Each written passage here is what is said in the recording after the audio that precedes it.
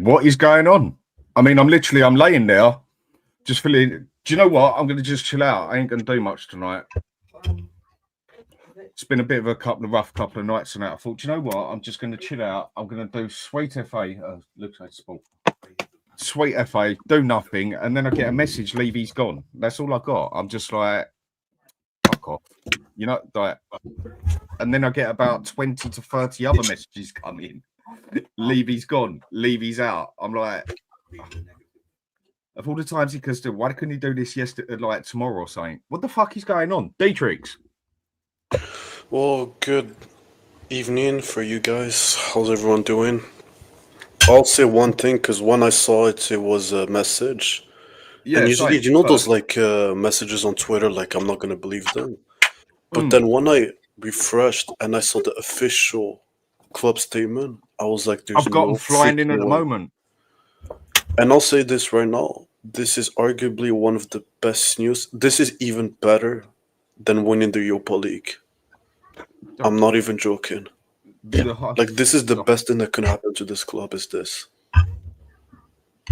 And the fact that, I know we're going to go in details, but the fact that Peter Charrington, that's his name, becomes the non-executive, I have a feeling Spurs are going to sell the club now. Right. So, I mean, I just want to say hello to everyone. I mean, quickly, I mean, this is a rush. I couldn't have rushed this any quicker if I fucking tried. You right, Ben? How you doing, mate? I'm trying to eat my dinner, mate. I'm in disbelief. How are you? Pretty much the same bloody way.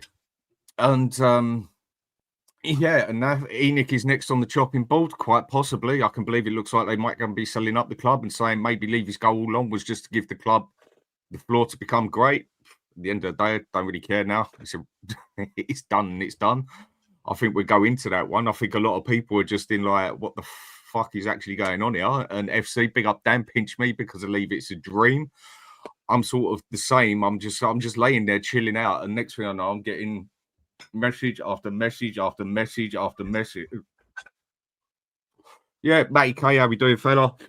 Haven't seen you back for a while. I hope everything's good. And Riggs also saying, I don't care about Levy. Riggs also saying, has he fully left the club or gone more into the background? From what I've read, he's fully resigned, mate. I've got it coming up on links and everything up on there as we're talking. Like, you're going to go through this properly, and obviously we'll see what's going on properly. Can I answer? Tony, big up Dan, panel chat. I'm so fucking happy. Yeah, go on, Detrex. Say what you're going to say. Yeah, just a comment before the one up, before Tony. Yeah, that one. He officially left Spurs, but he's still like minority owner of ENIC, so he belongs with ENIC. But when it comes to club decision or buying players or doing anything, he has no say anymore. No, he has absolutely no say in the matter no more. He's got that little vote on the table, and maybe that's about it, isn't it? Yeah, like he gets the money from like the profits with ENIC, but when it comes to decisions, zero decisions. So yeah. Well, I mean, I'm just in a bit of shock, as the same everyone is. I mean, reading this at the moment, it's going through. I mean, it's saying Daniel Levy officially like minutes ago, basically. We're talking about, what, 20 minutes ago, 18 minutes ago now. Daniel Levy leaves Tottenham after 25 years. Shock move as he releases the statement. So as we go down to the statement, I'm going to read it out. Sure. I'm going to bring it up on the screen. It's easier.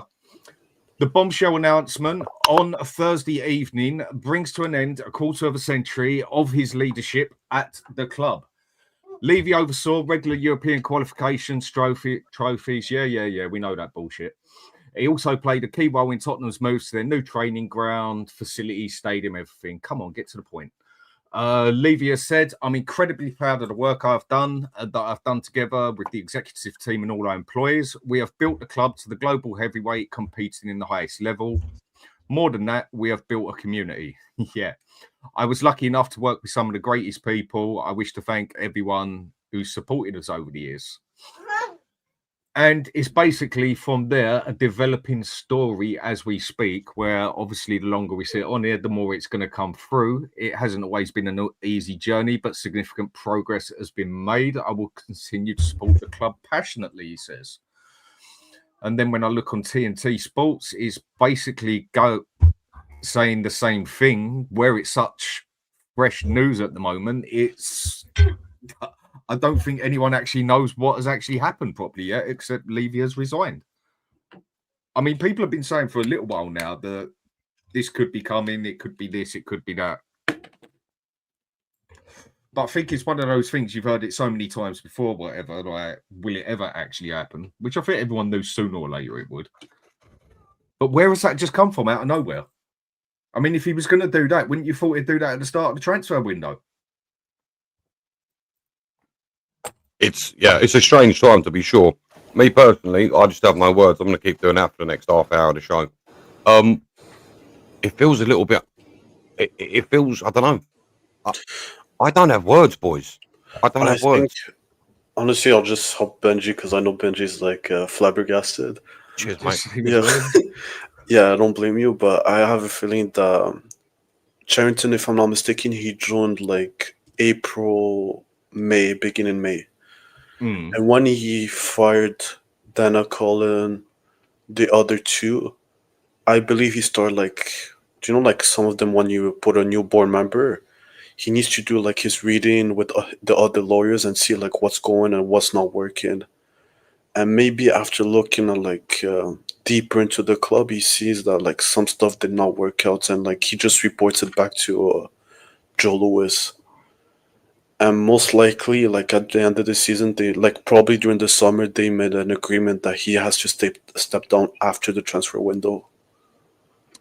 I mean, it's because sorry, this last because I remember I think it was it's been 3 years.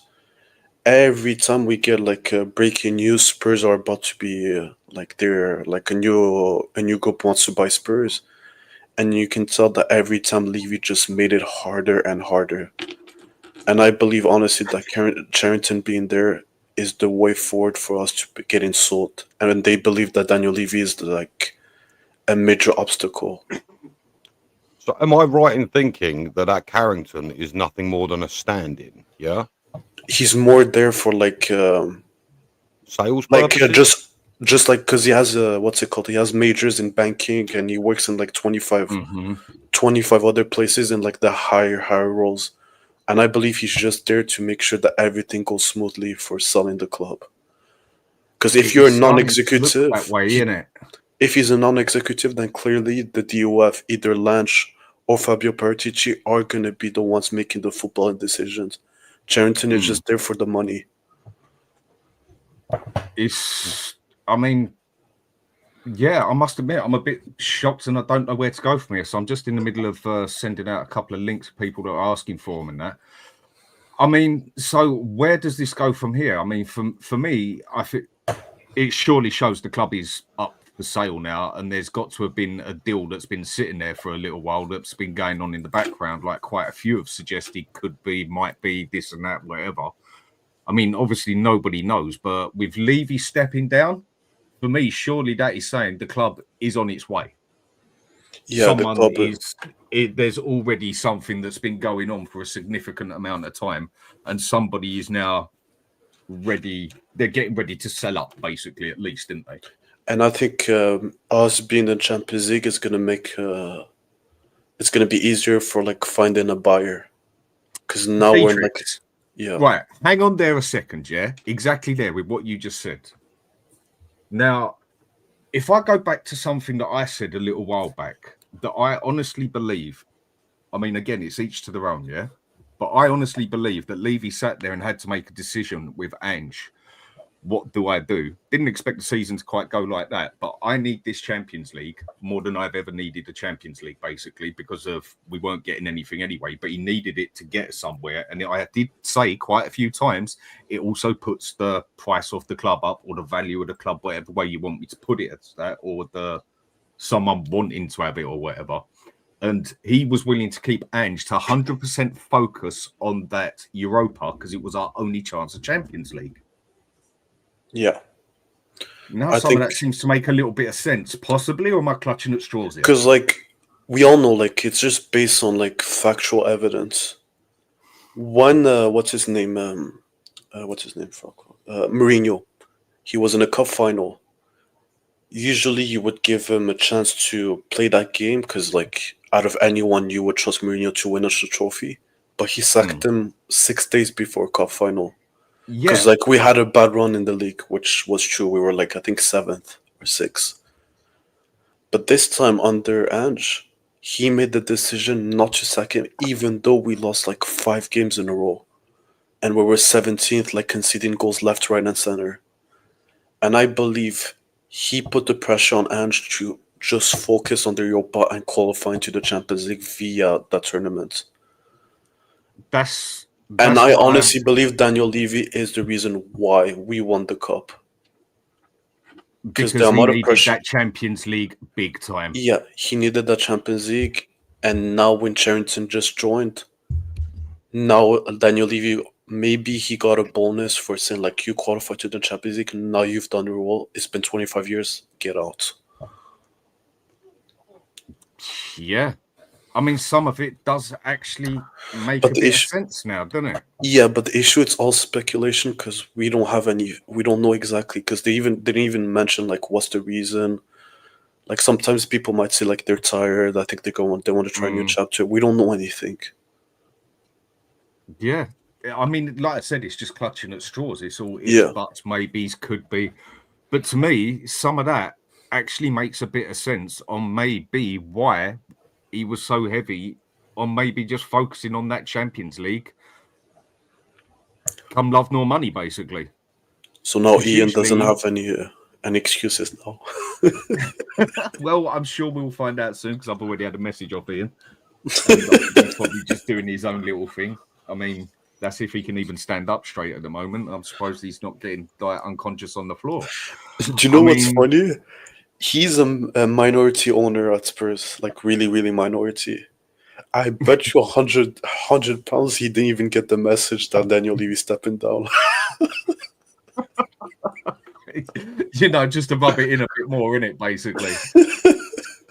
I mean, I was lucky. I was laying on the bed. I just got a random message out of nowhere off of Chris, I think it was. All it said is Levy's gone. You know, when you look at it, what? What's that got to do with it? Well, I get about 10 messages just literally hit me at the same time. Then you called me literally straight away. I'm like, yeah, something's happened. No, I called you. You're like, F off, stop lying. I'm like, and then I hear your wife at the background. She's like, yeah, it's true. And you're like, no. Okay, let me call you back. I mean, can we maybe try and speculate? Can we try and speculate on the timing, boys? Do we not find this a little bit strange? You've just finished our most successful transfer window, and really and truly, that's what it was. And all of a sudden, it wasn't a successful, but yeah. Well, there's another one we can talk about. Yeah, there's another one. Yeah, that's irrelevant right now. We can get at the minute, really, who gives a fuck whether we sign Messi or not right now? I think this would actually is more important than if we did that. What can I just say though, and I don't want to bring the buzz down. Did anybody else do a Spursy thought? And I swear to God, this went through my head. As soon as it'd gone, I said to myself, "This is amazing." Then, for some reason, I had that splash of Spursiness. What if we get someone worse? That's not going to happen, right? Man. Sorry, no. I'm just trying it out there, mate. That's what went through my brain. Yeah, no, mate. At the end of the day, it's whether we get someone worse or better. That's all just time will tell in that aspect. The thing that is coming now, basically, what this season is going to be made for, or what we're going to see happen through this season, piece by piece, is I think it is where we are going to see new owners coming in, because I just don't see Levy. Yeah, I think this whole thing has been going on for a while now. We've heard a lot of things in the background. You've slowly started seeing people being back down and whatever out the back of things and that. to me, it also makes sense on why we could have been so desperate to win that Europa Cup, not just to win a cup, but to get that Champions League, because it was the only way we was going to get it. We was never going to finish the top 5. That might all be irrelevant and have absolutely fuck all to do with it either. I don't know. It's all ifs, buts, maybes, and guesses at the moment. Dave, how we doing, fella? Yeah, big up, Dan, Benji, Detrex. Hello, mate. What a day! Hello, mate. What a So come what on. a day! So come on then, Dave. What's your opinion on this whole thing? How do you see this? What has happened? What's going on? Obviously, we know he's gone, but we're going to have to come up with some stories on why. Levy's gone, isn't he? So are we talking about our new third kit that came out the other day? Because that's beautiful. bring back the yellow kit. I've always been up about the yellow kit. Honestly, well, if you want to put a little jokey aspect on it, what are we going to talk about now as Spurs YouTubers for the next 25 years now that he is gone? I will caveat with it. He stepped down, brilliant. I think that's what was needed. He hasn't sold his shares, so I still think there will be an influence of Daniel Levy in the club in some form or shape. However, this is a step in direction, because I think the worst thing that we've got at the club at the moment is the torn fan base. There's a toxic kind of aroma around the fan base at the moment, and I don't want to go into the ins and outs of that because we've had that debate many a time. But it's caused friction amongst fans. It's caused issues. There's a lot of issues with Daniel Levy being in charge. However, I will like to go on record. I didn't realise this, but he's the longest reigning chairman of any Premier League club ever, which is a ridiculous stat when you consider, the way football is run these days. I want to take my hat off to him, because my very first YouTube show that I'd done with you, Dan, probably 2 years ago now, just under. About a year and a half was with Stel, wasn't it? The first person you ever come on here to have a debate with was Stel. So fair play to you. Yeah, exactly. And I obviously didn't really know what I was letting myself in for there. But my stance. You even managed to make him agree on a couple of points, we are. Oh, so you got to give credit where it's due. I remember that show you cooked still. I remember you cooked them. Yeah. But my stance on it then, and I still agree with a lot of what I said, my stance has changed since that debate I had with Stel because of some of Levy's actions since then. And I was kind of teetering on the edge when I did do that show. But I do want to place on record a great respect for the man, that he's left the club as a whole in a much better place than he found it. We talk about the stadium, we talk about the training ground, we talk about the facilities, we talk about the fact, and I think this guy is really underrated. It sounds bad, but actually it's a real big credit to him, is that he turned a club that doesn't win much into one of the biggest clubs in Europe. And he has done that despite the fact that on the football pitch, we haven't done that much. And that just shows how good off the pitch his stewardship has been for the club. We make ourselves money. We're not reliant on a sugar daddy. We are in a position now, and we've had this debate in the past, that if someone else was to come in and take over and put some money in, what an opportunity this is for a new owner to come in and say, boom, there's some money for the football side, because I don't have to do anything. Don't have a problem on the other side, do they?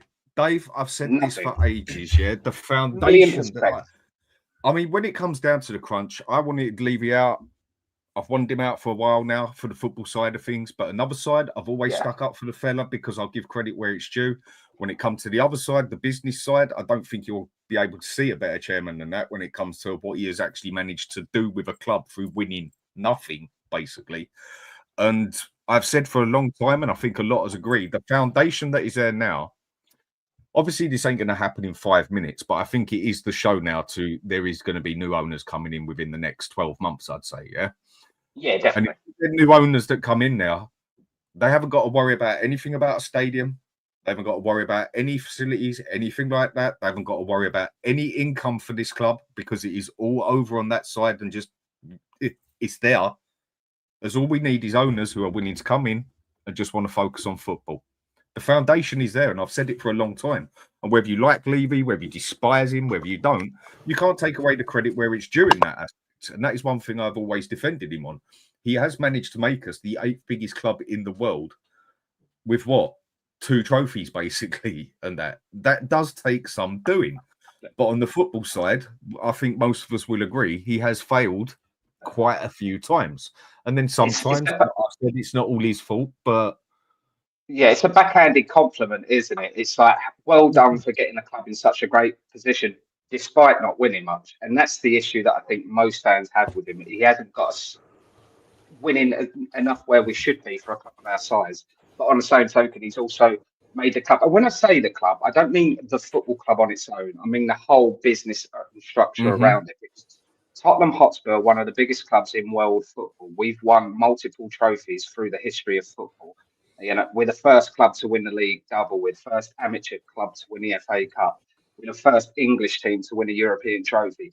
This club has history of success. So we've always been a big club. But when Levy took over, we was obviously fighting at a lower level than what we should have been. And he's put us up higher level overall, albeit he's done it at a snail's pace. And I understand a lot of that with obviously the stadium and the infrastructure around it. So I'm going to give credit where it's due.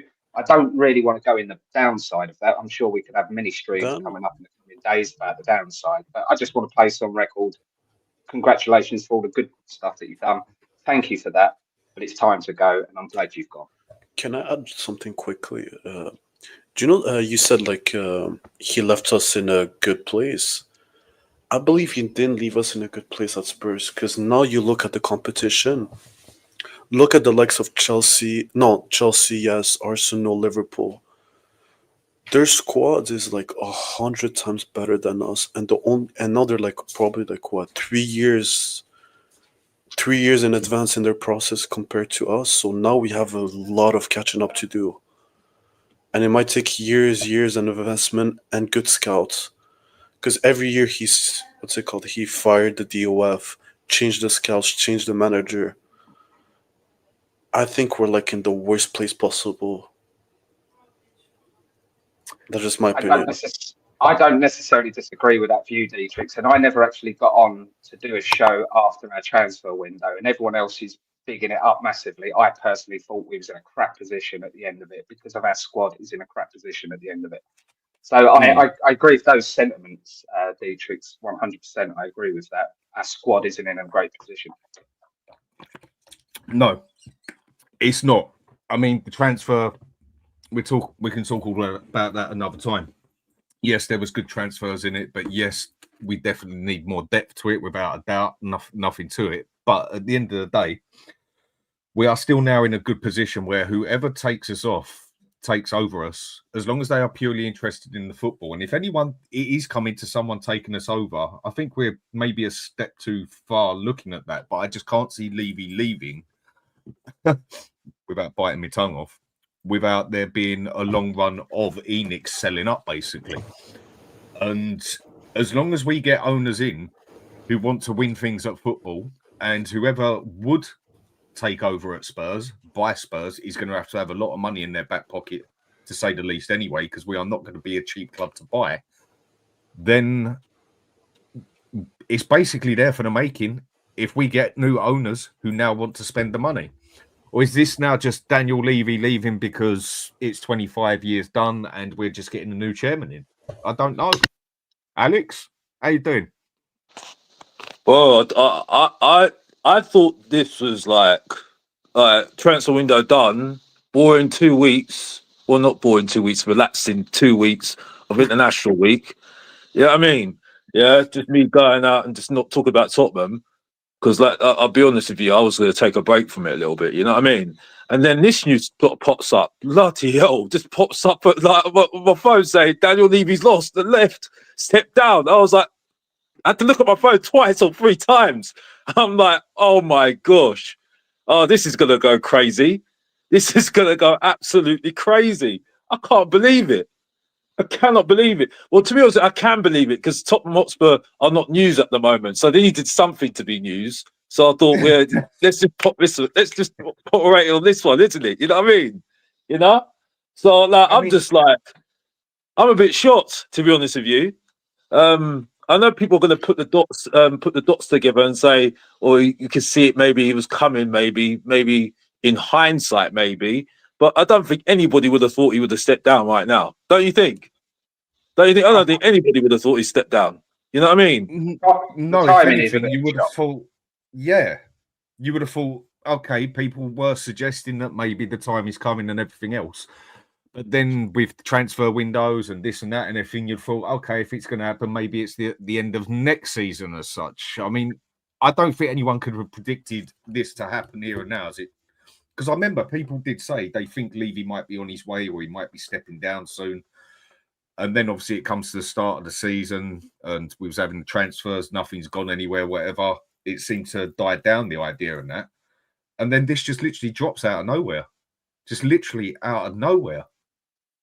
So there's obviously something been going on in the background for a long time. We can all work that one out. It's just we can sit here all day and come up with ideas of if, what's, buts, maybes. Could it be this? Could it just be that? Could it just be for the sheer fact that he's had enough and we're getting a new chairman? I probably don't. To be honest with you, Dan, I can't predict what's going to happen at the moment. I don't know. I really don't know. This is a period where it's up in the air at the moment for me. I've got no idea what is going to happen at the moment, and I don't think anybody else can predict it. Only people that maybe got sources in the club, but I don't even think they've got sources in the club. I think they're just talking load of waffle anyway. But the point is, though, it's just I just don't know. I mean, in my opinion, right now, right, and I was talking to, okay, I'll just say it, Asthmatic, because he's a good friend of mine, right? Big up to Spurs Kings TV, right? I was bored of Tottenham. I was bored of Tottenham. I was really bored. I was like, I wasn't really liking the football. I'm in and about, what is his name? Simmons, because at the moment he looks good, but in the Premier League, we'll see what happens. Moani has got to get the game. He's got to get stepping. Alex, I couldn't give a fuck about the players we've just bought. If I'm going to be honest, at the moment, get to Yeah, the point. But I'm just saying. No. But I'm just saying. I was saying at the beginning. No, my point I'm making is I was saying it was boring. Yeah, this is whole boring for me. Yeah. Now this just happened. The point I was trying to make is like just a minute ago, an hour ago, 2 hours ago, I was bored. I was fed up with Tottenham. Yeah. The whole thing transfer window, that was it, yeah? This news just come up now. I'm like sitting there thinking, oh, this is like my head's spinning. I don't know what to say on this right now. You know what I mean? I'm intrigued. How long, Dave, do you think this has been in the background then? Because obviously it's been in the background of something's coming for it hasn't just popped up over 5 minutes, obviously, yeah? How far back do you think this is going now that this has been slowly ticking on? I mean, again, it's always buts and maybes, but we haven't got no facts at the moment. So all we can do is guess things at the moment. Listen, I mean, we're a multi-billion-pound business. This has been in the discussions for a good couple of years, and I think you see the signs of it now that it's happened. Obviously, there was that little, I wouldn't say disagreement, but there was that part where Joe Lewis put his family in control of his side of Tottenham. He used to obviously let Daniel Levy get on with virtually everything, but a couple of years ago, I think it was about 18 months, 2 years, maybe a bit longer, where he put his family foundation or family contacts in charge of his area of it and started getting their noses involved in how Tottenham's been running. So I think that was a fact-finding mission to sit there and see how the actual club was run day to day, with a view that longer term they wanted to change. And I think, I don't think there's anything sinister. I think it's all very amicable. I think it's just got to the point, can we take this club to the next level? But I think, to answer your specific question, Dan, this has been something they've been working on for 2, maybe 3 years. And have been gradually, it's a bit like we had a discussion about playing chess the other day, Dan, moving your pieces. You can't just sit there and go take their king in one move. You have to sit there and plan, plot around the board. And I think, people like Vinay coming in at CEO, it's that Charrington bloke, I think, who's taken over a lot of Daniel Levy's as a non-executive chairman. I think all these pieces being put in place, in hindsight, looking back at them, were with a view to Levy stepping down. So to answer your specific question at the start, I think this has been in the pipeline for 2 to 3 years. Yeah, I mean, a few people have been saying that they do think this is coming, whatever else. But I must admit, I was agreeing with it and it did look like it. But then by the end of last season, and then he didn't leave where others had left and that, I just thought, in the long run, maybe, but didn't see it happening, as in now, basically. I mean, he's been on TV more than he ever has been, basically, like with some of the interviews he's done with people. I mean, he don't usually do that sort of stuff anyway. But I'm with you. I think this has got a big... I mean, that's definitely not a Levy thing. But that comment he specifically made, I think I'll be appreciated more when I leave. At the time, I took it with a pinch of salt. But now, I think that was a well-worded or well-placed comment by him for his own ego. And I think, to be fair, we'll all be genuine here and sit there and say he's done a lot of good stuff. Thank you for that. But obviously, don't hide from the bad stuff either. But I think that comment he made to Gary Neville had a lot more ammunition behind it than I actually thought at the time when I first heard it. Because when he said it, I thought the same thing. Like, because I've said for ages again that I want him out, but I've also got to give credit where it's due, like I said. And the baseline that he's basically built for the club, as long as we get owners in who want to spend it on the football side and want to win things on football, within a couple of years, we can get right up there, basically. Now, I'm not saying we're going to be a bloody Real Madrid or a Man City or whatever, but if we get someone in within the next year, basically, who's willing to now spend that sort of money on players, big up the money we do spend, the wages, everything else and that, we can start building ourselves up. I mean, the baseline is all there for the taking, isn't it? I mean, Ben, like, how shocked are you with this sort of thing? Like, how far back do you think this has been going on now? Because surely it's not just a 5-minute thing that's happened. I genuinely have absolutely no idea. I'm still struggling to get my words out. This is something we've all waited for years and years and years. And as Dave said earlier, when he stated that line in that interview, you wouldn't take too much notice of it because you'd think, oh, that's probably going to be another 10 years from now. You didn't think it was going to happen anytime soon. Let's be honest. But like I said, I am in complete shock. What I'm wondering though, what I'm sitting here wondering is, I wonder if it was all solely his decision, or if somebody perhaps higher up maybe suggested that he step down. I don't know, but I will say one thing: it does remind me of a relationship. When you break up with someone when you're young, and all you think about when that person's gone is the good times and the good things. As Dave said earlier, I think Daniel Levy hit the nail on the head when he turned around and said, I'll be appreciated when I'm gone. I think he was right. I think he very well may be. But obviously the main man, Lubo, will tell us what's going on. Lubo, how you doing, mate? You all right? I was about to say, get the champagne out, Lubo. What is going on? What is going on? Right, Ian, how we doing, mate? Come on then. The show is yours. Go for it, mate. About time, innit? I did say on a few podcasts, Daniel, time to go. Hopefully he was watching and he's listened. I'm sure, joking aside, I'm sure there's been a lot going on. It was time for him to go. He's well past his sell-by dates. Seriously. You can't keep being chairman of a football club and running the club the way it was run and not being successful. You've got to be successful. And, in any other business, no CEO lasts for 25 years. In any top firm, you've got to keep changing to, for fresh ideas to come in. And we were stale. And Donna Cullen's gone, Levy's gone. That cartel is now finished. It's done. So for me, here's hoping.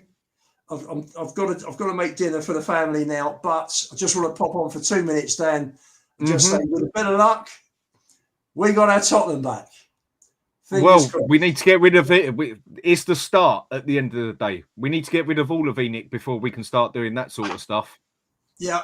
But listen, if Enoch brings someone in to run the football side and take it seriously, then great, terrific. That's all I've ever wanted. Doesn't matter who the owners are. But then whoever comes in as chairman still needs the money given to him by the fellow at the very top, Lewis. Absolutely. So that is the one that we need gone now. We need them to sell. Yeah, we do need them to sell, but at least things appear to be changing. If Gibbs White had gone through, when was the last time you can turn around and say we spent 120 million in 2 days on 3 players? It's never happened before. I get what you mean. the transfer fell down. And I did agree with you on that one when it happened. That I said something was different there. That you go and if it would have gone through, it would have gone through, but it didn't. But we did nearly get that. Basically, things did look a bit different at one point. Do you know what his last transfer effort was, Daniel Levy? What was his last bit of transfer business? He put in an inquiry to Crystal Palace about Jean-Philippe Mateta. Did he? Yeah, just before he went through with the signing of Mawani. I saw it on Sky Sports earlier, so I'll take it with a pinch of salt whether it's true or not. But it doesn't surprise me. Last minute, he's gone, Palace, how much for Mateta? They've probably gone, no chance, Daniel. And he's just put it out in the press, so it looks like he made the effort to try and get him, which I think would actually be a good signing. But anyway, that will go down as his last transfer inquiry until obviously the Mawani one went through. Yeah, I mean, that's brilliant. Just absolutely brilliant. Brilliant. So happy. When that news flashed up, it was like, and then the phone went mad. Then the phone started ringing, and it's like, fantastic. It's the same what happened with me, and I was just laying there, and I mean, I've had a pretty rough couple of nights and that. So, do you know what? Just leave YouTube alone for a couple of days, whatever, and that. And then I just got one message on there saying Levy's gone. That's all it said, and I'm like, well, what's that all about? And then next thing I know, I've got about 10 messages come through at the same time, and a bloody phone call and everything. You're like, sure. I suppose I'm going to have to go online with that one, basically, isn't it? I mean, so where do you think we can go? Who's taken over us then? What is happening now? Because I'm still getting the news in and checking up on the links and everything else. Well, we're just waiting to hear, but I would imagine Charrington, being Lewis's man, is going to oversee that. Is going to keep. That's the one who Lewis sent over basically to sort of keep an eye on the money rolling, wasn't it? He's been made non-executive chairman. That's what he's been made, non-executive chairman. Who, Charrington? Well, there you go. There's your answer. There's your answer. So go on, explain that. Non-executive chairman. That means he's the chairman, but I'll let Lubo do that because I know Lubo's made the money with his multiple businesses. I wish. I wouldn't still be working at my age, believe me, if I did. Non-exec, I think, obviously not a board member. Well, is he a board member? He's not a shareholder. He doesn't have shares in the business. So, so I would think he's obviously non-exec chairman by proxy, representing the Lewis family. And he's their man. He's in charge. So hopefully now, as I say, I'm going to shoot now. Hopefully we got our Tottenham back. Ian, doesn't it seem like every time Sava fucks off on holiday, something happens? I wouldn't mind. No one could get hold of him when it broke, and he was like, he came to the party like half an hour later. It's like his phone probably had about 200 messages on. And with a few people trying to ring it, and it's like, don't know where he was. Haven't you always noticed though? He's still on holiday at the moment, as far as every time he goes on holiday, something actually big seems to happen, doesn't it? Absolutely. Listen, Kalo Moani on Monday, he was away, wasn't he? And now Levy, got to tell you, and Xavi Simons on Friday. Wow, what 6 days it's been! Well, what 6 days for our club. The question is, where do we go from here, isn't it, really? Yeah. By the way, to Sonny J, Levy 62, by the way. Just so you know. Where do we go from here? We'll let Lubo go and have his steak, lobster and champagne to celebrate. I'm going down to the local social club to throw some arrows. I've got to try and find some champagne. I walked through the door at 6:minutes, and my wife screamed out, "All your dreams have come true." And what about the Levy? Ian, there's so many. Yeah, exactly. There were so many comments I could make to that, mate, and I just ain't gonna do it. Go have your fucking lobster. See you guys. Catch you later. See you later. See you later, Levy. Right. See you later, Dan. I might be on if you're still going in a few hours' time. See you later. Thanks to see you again, brother. Yeah. And obviously, still like Detrex, as always, a pleasure. See you later, Dave. Take care of yourself. So, Detrex, where later on, mate? So, Detrex, where do you think this goes now? Where, obviously, we're going somewhere. where are we going, do you think? Where is this taking us? Is it a sell-up for the club in the near future, long future? Or is it just that he's going to be the chairman for the meantime to get a new chairman? Or is it a fair? What do you think he's going to go on now? I mean, it's all guesses, I know that. Is there a lot of background noise? Or it's okay? Little bit. Okay. I just feel like so now officially Vina is going to take over the Football Inside, so that's a good thing. No, that's not a good thing. It is what it is, but whatever. I honestly believe we're going to get new owners in 2 to 3 years. That's my guess. And hopefully it's oil money, not the US owner. If we get a prince or government, yeah, you have got some background. That's Go the on, coffee machine. Yeah, that's the coffee machine. Sounded like a fucking chainsaw. No, that's a coffee machine. Yeah, Go on, I think mate. Yeah, I do believe we're gonna get new owners because if you're non-executive, it tells me everything you need to know. He's not gonna control the club. He's there to sell. So yeah. Yeah. So basically, whoever comes in, if someone comes in, whatever, to buy us and that, it's a massive deal that's going on there. I mean, we're not just talking about a multi-million-pound deal. We're talking about a multi-billion-pound deal. I mean, what sort of price would this club go for? Some say it's worth 3 billion. Other things I've checked on, we're worth over 4 billion. And all of that basically comes down to the income of that stadium, of what it can bring, basically, and then also the size of the club and everything else that comes with it. But a lot of us, basically, for me, the value of this club does come down to that stadium, a lot of it, in my opinion. And someone coming in and buying us, they're going to have a lot of money in their back pocket when that does actually happen, if it does actually happen. Or do you reckon Benny's just handed it down to the family to let the family carry it on, sort of thing? Do you know what? I don't know. I'm just having a conversation with a friend of mine who digs into stuff like this. And he's looking at this Peter Charrington, I'm not sure how to pronounce that. Yeah, he deals with a lot of Lewis's big stuff as such. Well, as far as from what he's just told me, Peter Carrington is actually neighbours of Joe Lewis in the Bahamas, so rock on. But I just tried to do some digging on the fella, and he's basically in with bank consortiums. Yeah, that's right. Banking. Yeah, that's why he was put in there in the first place, basically, to help out with money that was coming in and through. We all knew that because he's basically, if I remember right, someone would tell me otherwise, but he's one of these bank people that don't work for everybody. He works for a person as such. I mean, you know, like the Don would always have his executive there, and he was the only one who he's one of those people that when he gets involved, he's the one who deals with the money, and that's that. As far as I know, I might be totally wrong with that, but as far as I know, that was the idea of him coming in there. Yeah. No, honestly, I mean, being non-exclusive, you would genuinely assume, because of that fact, that we are hopefully lining ourselves up to get a deal over the line to be sold. Have you ever heard of someone called Catalina Kim?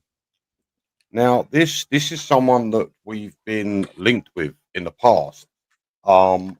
She's huge. Oh, is that the one that she's the broker? Newcastle. Yeah, she's brokered and Manchester City. So she's been the one that's brokered a lot of deals to sell clubs. And I actually had this conversation with you about a month ago, but there was nothing quite to it. There was just links and rumors. And listen, if she comes in, it's Enoch will be gone. But with her, she hasn't got that sort of money behind her to do that. Yeah, then that would mean multiple people. She hasn't got the sort of money to buy Tottenham Hotspur. No. About someone actually buying the club, because she's just a broker. And would Lewis basically pass it down to the family for the family to then carry it on and take it where they go, or is this the start of where we could be selling the club in the next couple of years or whatever? That's all the questions that's going to be coming in now. Yeah, going through everyone's head. Genuinely, I've no idea. All I know is if that Catalina Kim does come in to help broker a deal, I could safely say that I'd like to think we'd be getting. Are you talking about Amanda's TV? Say again, Detrex? Is it Amanda's TV you're talking about? Amanda? No. So her name is Catalina Kim. I do believe. I have no idea what that is. No, I'm getting mixed up there. I thought that was the one. Was that the one at Newcastle? The one at Newcastle is Amanda. She was the the one. That's the one I'm thinking of. Yeah, sorry. I got that wrong. She was the one that he said. Yeah. She was the one that brokered the deal for Manchester City to be sold. And I do also think she's been heavily involved with other big clubs as well. She might have even, again, I had all this information up previously months ago, but if she is given a role in the club, you can safely say Enoch had gone. No, I got it mixed up with who you was talking about. Straight away when I heard that, I thought of Amanda, the one that Detrex just said, who had a big part of Newcastle at one point, and that's why I said she wouldn't have that sort of money. I got that totally mixed up, so my bad there. Like John just says here, Peter Charrington, the former head of Citibank, and Joe Lewis, private banker. Exactly. That's what I'm basically saying. He's not usually the one that goes and does it for 4 different places. He's the one that, like, the Don has his right-hand man of his family who deals with the money, no one else. He's that sort of person because he's that big and that good at it, sort of thing. And there's just so many things you could sit here and say are possibilities here, what's coming, what's going on. I mean, I'm looking at the news as it's saying, and it's just the same stuff coming up everywhere at the moment. Levy has left Spurs. And now I suppose there's so many questions you can ask of where is it going to go, what is going to happen and that. It's like the question here of Sonny. I mean, for the panel, do you reckon he still have a regular seat or will he disappear into the shadows now? I think he'll still have a seat in there because he still owns a good part of Enoch as such. But it's not down to him what goes on and what happens now. I mean, we don't even know how much of a say anyone at the table ever had about anything, if we're going to be totally honest. We all just always knew that Levy was the one who seemed to make the decision on whether it goes through or not as the chairman. So I still think he's going to be around. I don't think he's going to totally disappear because he still owns, I can't remember how much of it, but a good percentage of Enoch, doesn't he? He's a part of it as such. I mean, Lewis is the owner at the end of the day. Lewis is the one. Even if we get a new chairman in there, but Lewis don't want to put money into the club. But this is where I think the whole thing comes in the next year or two. I think we're going to sell up. I'll tell you what, Dad, I've got an answer for that, mate. Daniel Levy and his family own a minority stake of approximately 29.88%. 29? I didn't know. I didn't know it was that much. I thought it was a bit less than that. Yeah, so they're definitely... he's still definitely going to be on the scene somewhere or another. You're owning that much of the company that owns the club as such. He's still going to be around. Can I say this in his defence? Oh God, I can't believe I'm doing this. In all fairness, I don't see too many other chairmen go to every single game near enough, home and away. I do believe he's a fan. As much as I don't want to give the guy too much he's praise. not. Benji, you don't think? What makes you say that, Detrex? Okay. Us as a fan, when we lose our minds and we get annoyed. And we look at the negatives and we try to improve. If he was really a fan, he would not delete that off for a couple of millions on a good player. He will stop firing and hiring managers that don't now fit the club. And I'm a firm believer. Walk the walk, then you talk. Did he ever? He always said he wants to win the league. He wants to be the best team and everything. Well, during the fan forum, he said his top 5 memories or top 3 memories. He didn't even mention once the League Cup. So number one, if you're a fan, you're going to mention the success of the club, but he always mentions the stadium and all the buildings. Never mentions the on the pitch success. If he actually cared about us, he would have built the team under Pochettino, would have helped Conte win something or buy his players or just do the right thing, but he never does it. And if I was a fan, let's say I was a fan of Spurs and I was owner of Spurs, I would do my entire possibility not to let Arsenal beat me and at least win a title. Do everything possible. You'd seem like there'd be that extra bit of passion. I'm sorry, but let's be honest. Benji, and if he'd have that extra bit of passion for the club. Yeah, he would have passion. And let's say sometimes fans, we all know we have our limits. We know stuff and we don't know stuff. If he doesn't understand about buying players and quality, let the other people that know their stuff and you paid them the big amount of money to do their job, but he doesn't let them. It's all about ego. Usually fans don't have ego, they just want to see success. He just cares more about his personal ego than winning on the pitch. And that's my problem with it. No, I'm with you on that there, Detrex. At the end of the day, he's the business through and through. And that's one thing I've always said about him. That's what he is. He might even support Spurs, but he was definitely always there on the business side. Whenever it came to the football side, he was just never seemed to want to take it that step further, or just couldn't seem to get it done when it come to a crunch. So if he wanted it done that much, then maybe he should have been leaving other people to do it. For And me, he's a Levy, serial. a lot of it Yeah. was ego. A lot of it And- was Levy. He always wanted to get that deal or the better of a deal, not necessarily for the club saving money, but so that he could walk away saying, "I won that deal" or something. And That's how he usually, portrays- and when you're a fan, usually you care about the memories you had with the club. Usually, so if I ask you guys, what's the first game you ever saw from Tottenham, you're gonna tell me right away. But with Levy, he's always lying. One day it's Crystal Palace, the other day it's Fulham, one day it's Everton.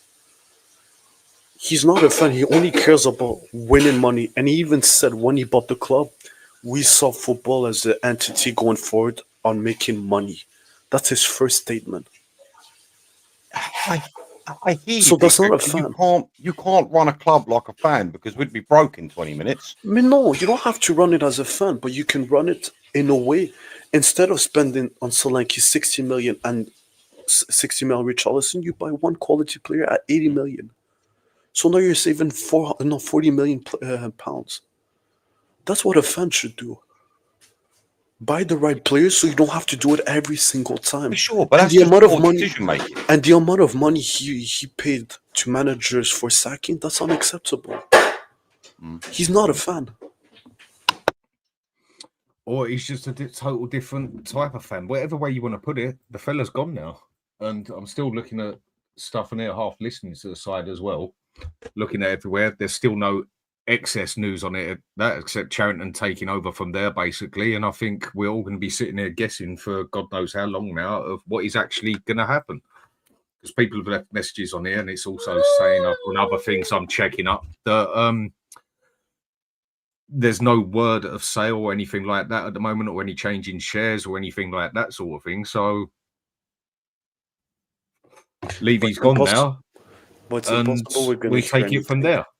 Yeah, impossible No. we're going to hear anything about like selling the club. That's going to go in the background for at least 6 months to a year. That's when you're going to hear something from. But for now, nothing. Yeah, I mean, I don't see nothing changing on that side. Anything for at least a year. I don't think you'll exactly see a sale of the club in the next month or so or anything like that. I think we're looking at least another 12 months plus before we hear anything official or things changing like that. But then again, we don't know how long this has been going on for either, do we? Yeah. I mean, a lot of people have been said they think things have been going on for a long time. You just don't know. Like Levy leaving just now, I very much doubt that this was a overnight thing or a fact that he thought his window weren't good enough or whatever, so he's decided he's had enough. Surely this has been planned for a while now, you'd think, isn't it? Yeah. Well, let me ask you guys a question. Who would be your ideal? Let's say we get a new owner, like your ideal owner. And I'm not saying like anything like over the top, like Man City, like spending like 400 million, or Liverpool. Like, what's like your ideal? Something realistic. Go on, Ben. Oh, realistic. Realistic, Does it have to be? So I can't say Roman Abramovich. Yeah, because like that's one in a lifetime you're gonna see an owner like that. I don't know. They got real. Like, you cannot name me another Roman like that doesn't exist. Dan, do you know what? Give me a few minutes, mate. You go first. Come back to me. I'll have a quick think. All right, Maz, how we doing? Good, mate. How are you? Well, I can't really say same Spurs, different day, can I? Do you know all the days it had to happen? I'll tell you quick as well. Yeah, just haven't had a good. How couple of nights, about new Spurs, new day? Yeah, something I like like that. it. And I thought I'm just going to leave YouTube alone for a couple of days, whatever, and that chill out, get my health back together and whatever. Yeah. Then I get a message just come through off Chris, who comes on with Savra and that, right? Yeah. Levy's gone. And I just, what? What's he talking? Yeah, Then shock, about isn't 10 other messages come up all of a sudden, get a phone call straight away, tell Detrex to shut up, basically. And then my wife's like, no, he ain't fucking about. It's true. I'm like, God, I just wonder how Savra's doing. It seems every time he goes on fucking holiday, something happens. Should be perm on holiday, shouldn't he? Eh? Yeah, I've won more cups. So come on this whole thing from the start, from when you've seen it, what's your side of all this? I So, mean, there's so many look- stories we've already come up with of if, buts, and maybes. I think that this has now got a big part of why Levy wanted that Europa Cup so bad to get us that Champions League and that. Yeah. But go for it, Maz. Down to you. All So, yours. a lot of the stuff what we've been saying, certainly what I've been saying, Tottenham away guys, you as well, Dan, that you've got to raise your voice when things aren't going well, regardless of who you are. That goes down to the fans. That goes down to the players, more the ex-players, the managers, the people that really love Tottenham Hotspur. And what is gratifying is that a lot of the stuff that we've said has worked, right? It has worked. We started protesting and there was only a few of us on the high street. You went there, Dan. I've been there, right? We turn up to the protests, even if the likelihood of change happening at Spurs was so remote, we still did it anyway, because what else do you have? All the power we have is our wallet, i.e. spending money at the club, and our voices. And you have to exercise those things if you want change, because that's the only thing you can do. And, we had everyone saying to us, no, it won't make any difference. No, an ownership will never sell the club or never do this, or then it won't step down because a few fans, a couple of hundred fans or 3,000 fans are protesting. But what we've shown is that's nonsense. If you apply the right type of pressure, okay, he hasn't sold, Joe Lewis owns a club. He still owns his 30% of Tottenham Hotspur and stuff like that. But as I argued literally on the last show I went on with Sava, is that just changing the chairman can make a massive difference in an organisation.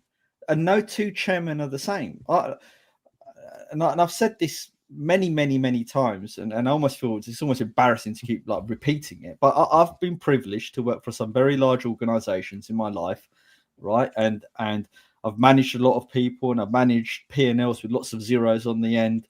I've done all right. I'm very grateful that I've done all right, and I've had the privilege to work with some CEOs and have direct line into CEOs to report to them on the deals and the work I've been doing and stuff like that.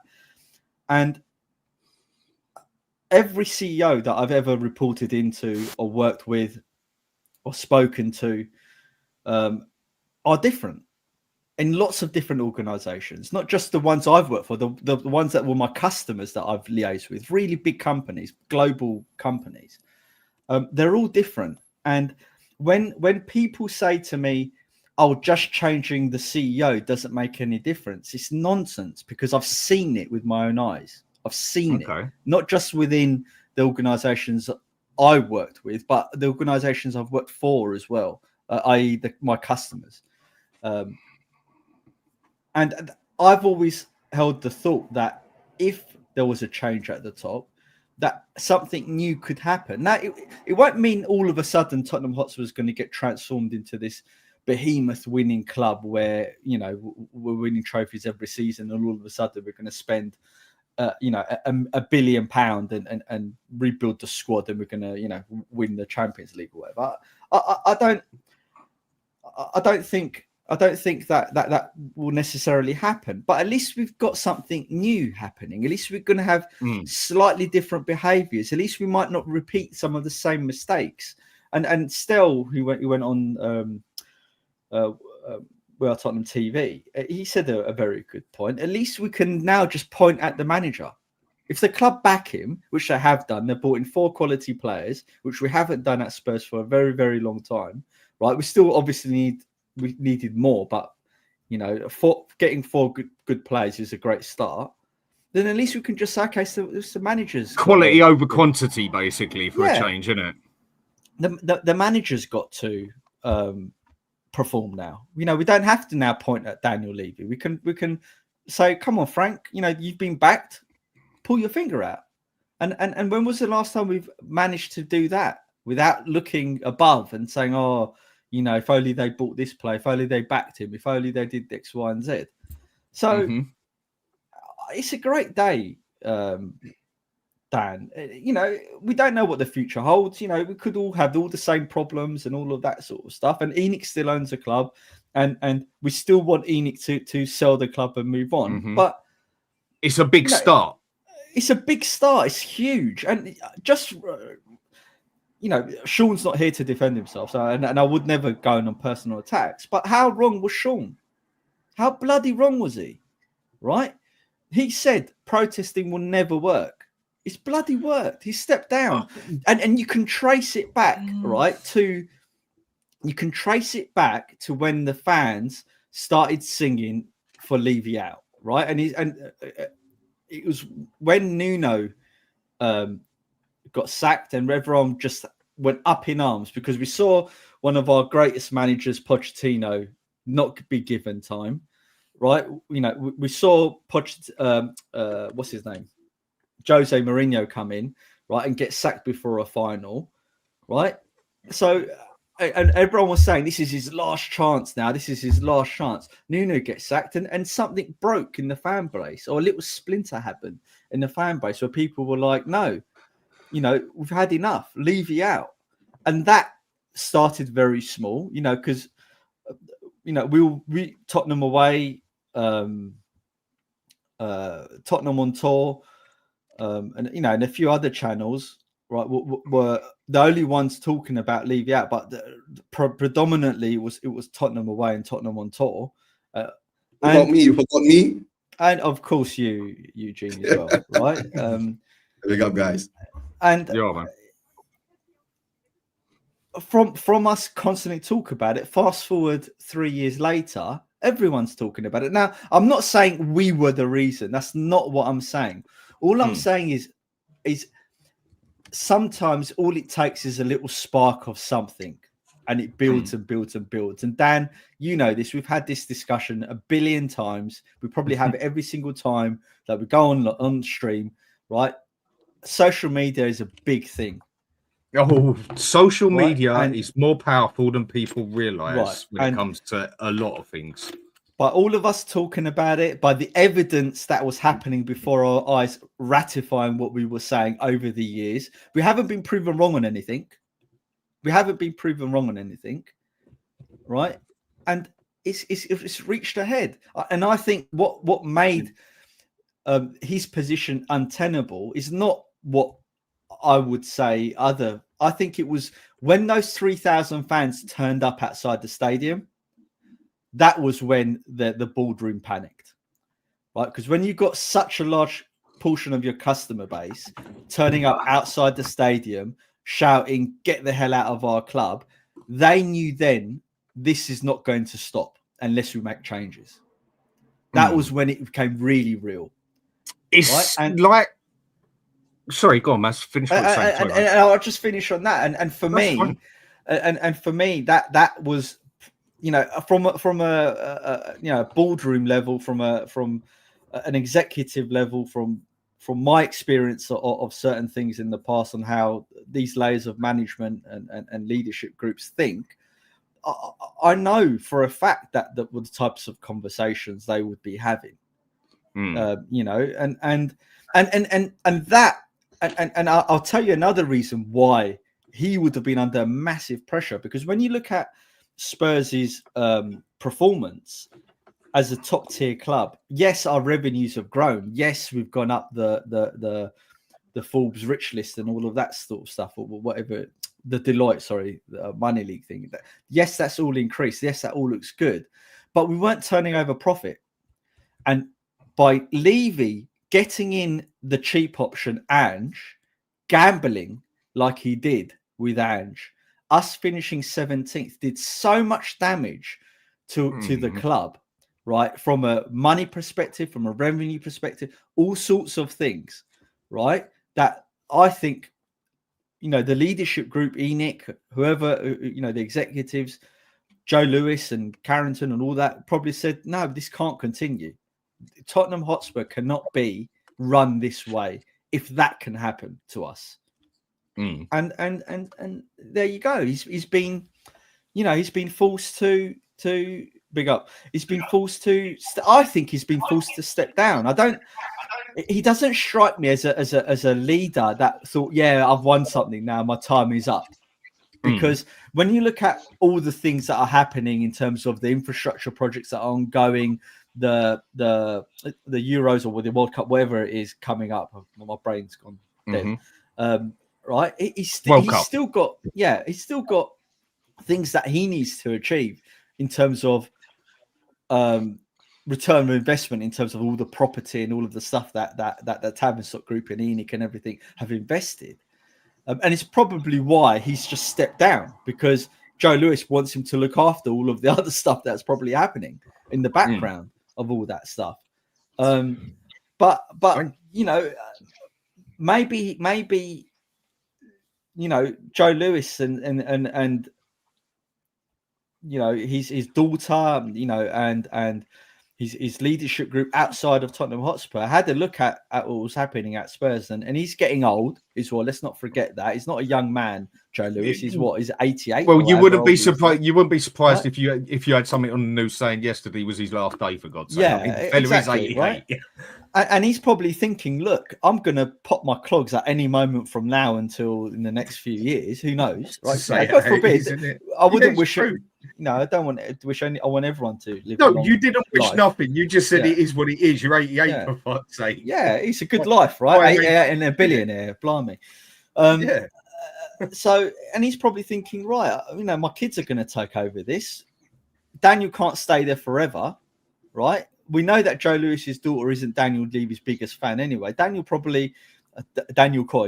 probably thought, you know what, the time is coming now for change, and there we go. The decision was made. Lots of different factors, I think, all came together and made this happen. So yeah, that's my take on it. I think you could look at it on the way that nothing in particular, but I see where you're going. I don't think the protest would have had a massive part of this, but could it have had? But there's so many ways you can put it together. But one thing you can definitely say when it comes to protests and stuff like that, it only takes a few little ones, and then when you see them sort of getting bigger, then you start seeing more protests like what's happening in the country or whatever else, and that it can go from there. But our protests went downhill after that, basically. Yeah, but the thing is, Dan. See, this is why I disagree. Oh, wait. Okay, why are you saying the protest didn't work? Right? He has left. You get him saying? He has Hang on, Eugene. Hang on a sec. Hang on. Let Maz finish what he's saying. Right, and we're just having this. I'll come to you in a sec, mate. I was going to say a very similar thing to Eugene. The result is that we said that if you apply pressure, it doesn't look good for the sponsors. It doesn't look good. It's true. For the customers spending the money in the stadium. It doesn't look good for you got to remember, a lot of the worldwide fan base look at Spurs and say, why aren't they winning? They're the people that spend the money, right? So whilst there might not be immediate trouble around Tottenham Hotspur Stadium, the worldwide fan base wasn't happy with how Spurs was being run, right? So we'll never know. We're not inside the boardroom to know in the conversations. But Dan, this is why I disagree. It does have an effect. It has an effect, and sometimes, like in I agree, it does have an effect, but it's not the main thing. I've been in scenarios, right, where I've been really close to landing a big deal worth millions of pounds, right? And just when I was waiting for the customer to sign, the smallest little thing happens, right? That destroys the whole deal. And you would think, from an outsider's perspective, you would think, why would that work? Why would that destroy your deal? It's irrelevant. But it only takes a little thing to destroy a deal. Sometimes the smallest little thing sets things in motion that you would never dream of it being. Or even just the wrong person says the wrong word to the wrong person. I've seen I've seen deals as well, mate, with a lot of money, and it's all it took was that one prick to do it the wrong way. Well, like Jose a lot of Mourinho. Jose Mourinho was in a cup final, right? You know, he wasn't doing too bad in the league. I think he was 6th or something, wasn't he, when he got sacked or something? And he was only 4 points off the top 4 anyway, or something like that. Back then, right? And he had one argument with Daniel Levy. Done. His you know, his time at Spurs was done straight away. So sometimes all it takes is one argument. We don't know, mate. Obviously, all of this is hypothetical and speculation. Yeah, of course it is. Like that. But it's the perfect time to do it, isn't it? Yeah, you can join up the dots, and it's plausible and probable that some things. I mean, this is along why the line of what I've said. I think something's been going on for a while, and I think this is another reason why Levy was so desperate to get that Europa Cup and push the league aside. I can quite easily believe, to get us that Champions League, because I don't know, maybe it brings it in for someone buying, whatever else, the excess with it. There's so much clutching at straws you can do with it, because we just don't know. Seeing as Eugene jump. Connor, how you doing, mate? How's your see on all this? Good. I'm good. Big news. I need a new Twitter handle as well, don't I? Levynomics doesn't work anymore. Yeah, it's massive news. I think the next couple of weeks, months are going to be quite interesting to see how things develop. You know, there's a lot of speculation at the moment, obviously, what it actually means in practice. I mean, for me, look, I think Levy had a lot of faults, right? And, you know, you don't need me to tell you that I had a lot of issues with Daniel Levy, but the bigger problem for me was always Enoch. And the way that I've agreed with that.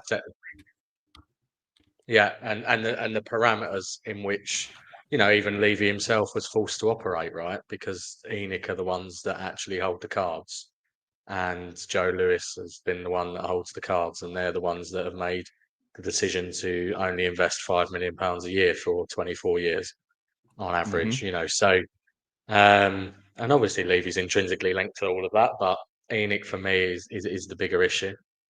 So there's still one step up, is what I always said, Connor. Even though Levy, I think he's done brilliant on one side, terrible on the other. But if you go to the top of the pyramid, like a lot of people have that attitude, there was always still one person above.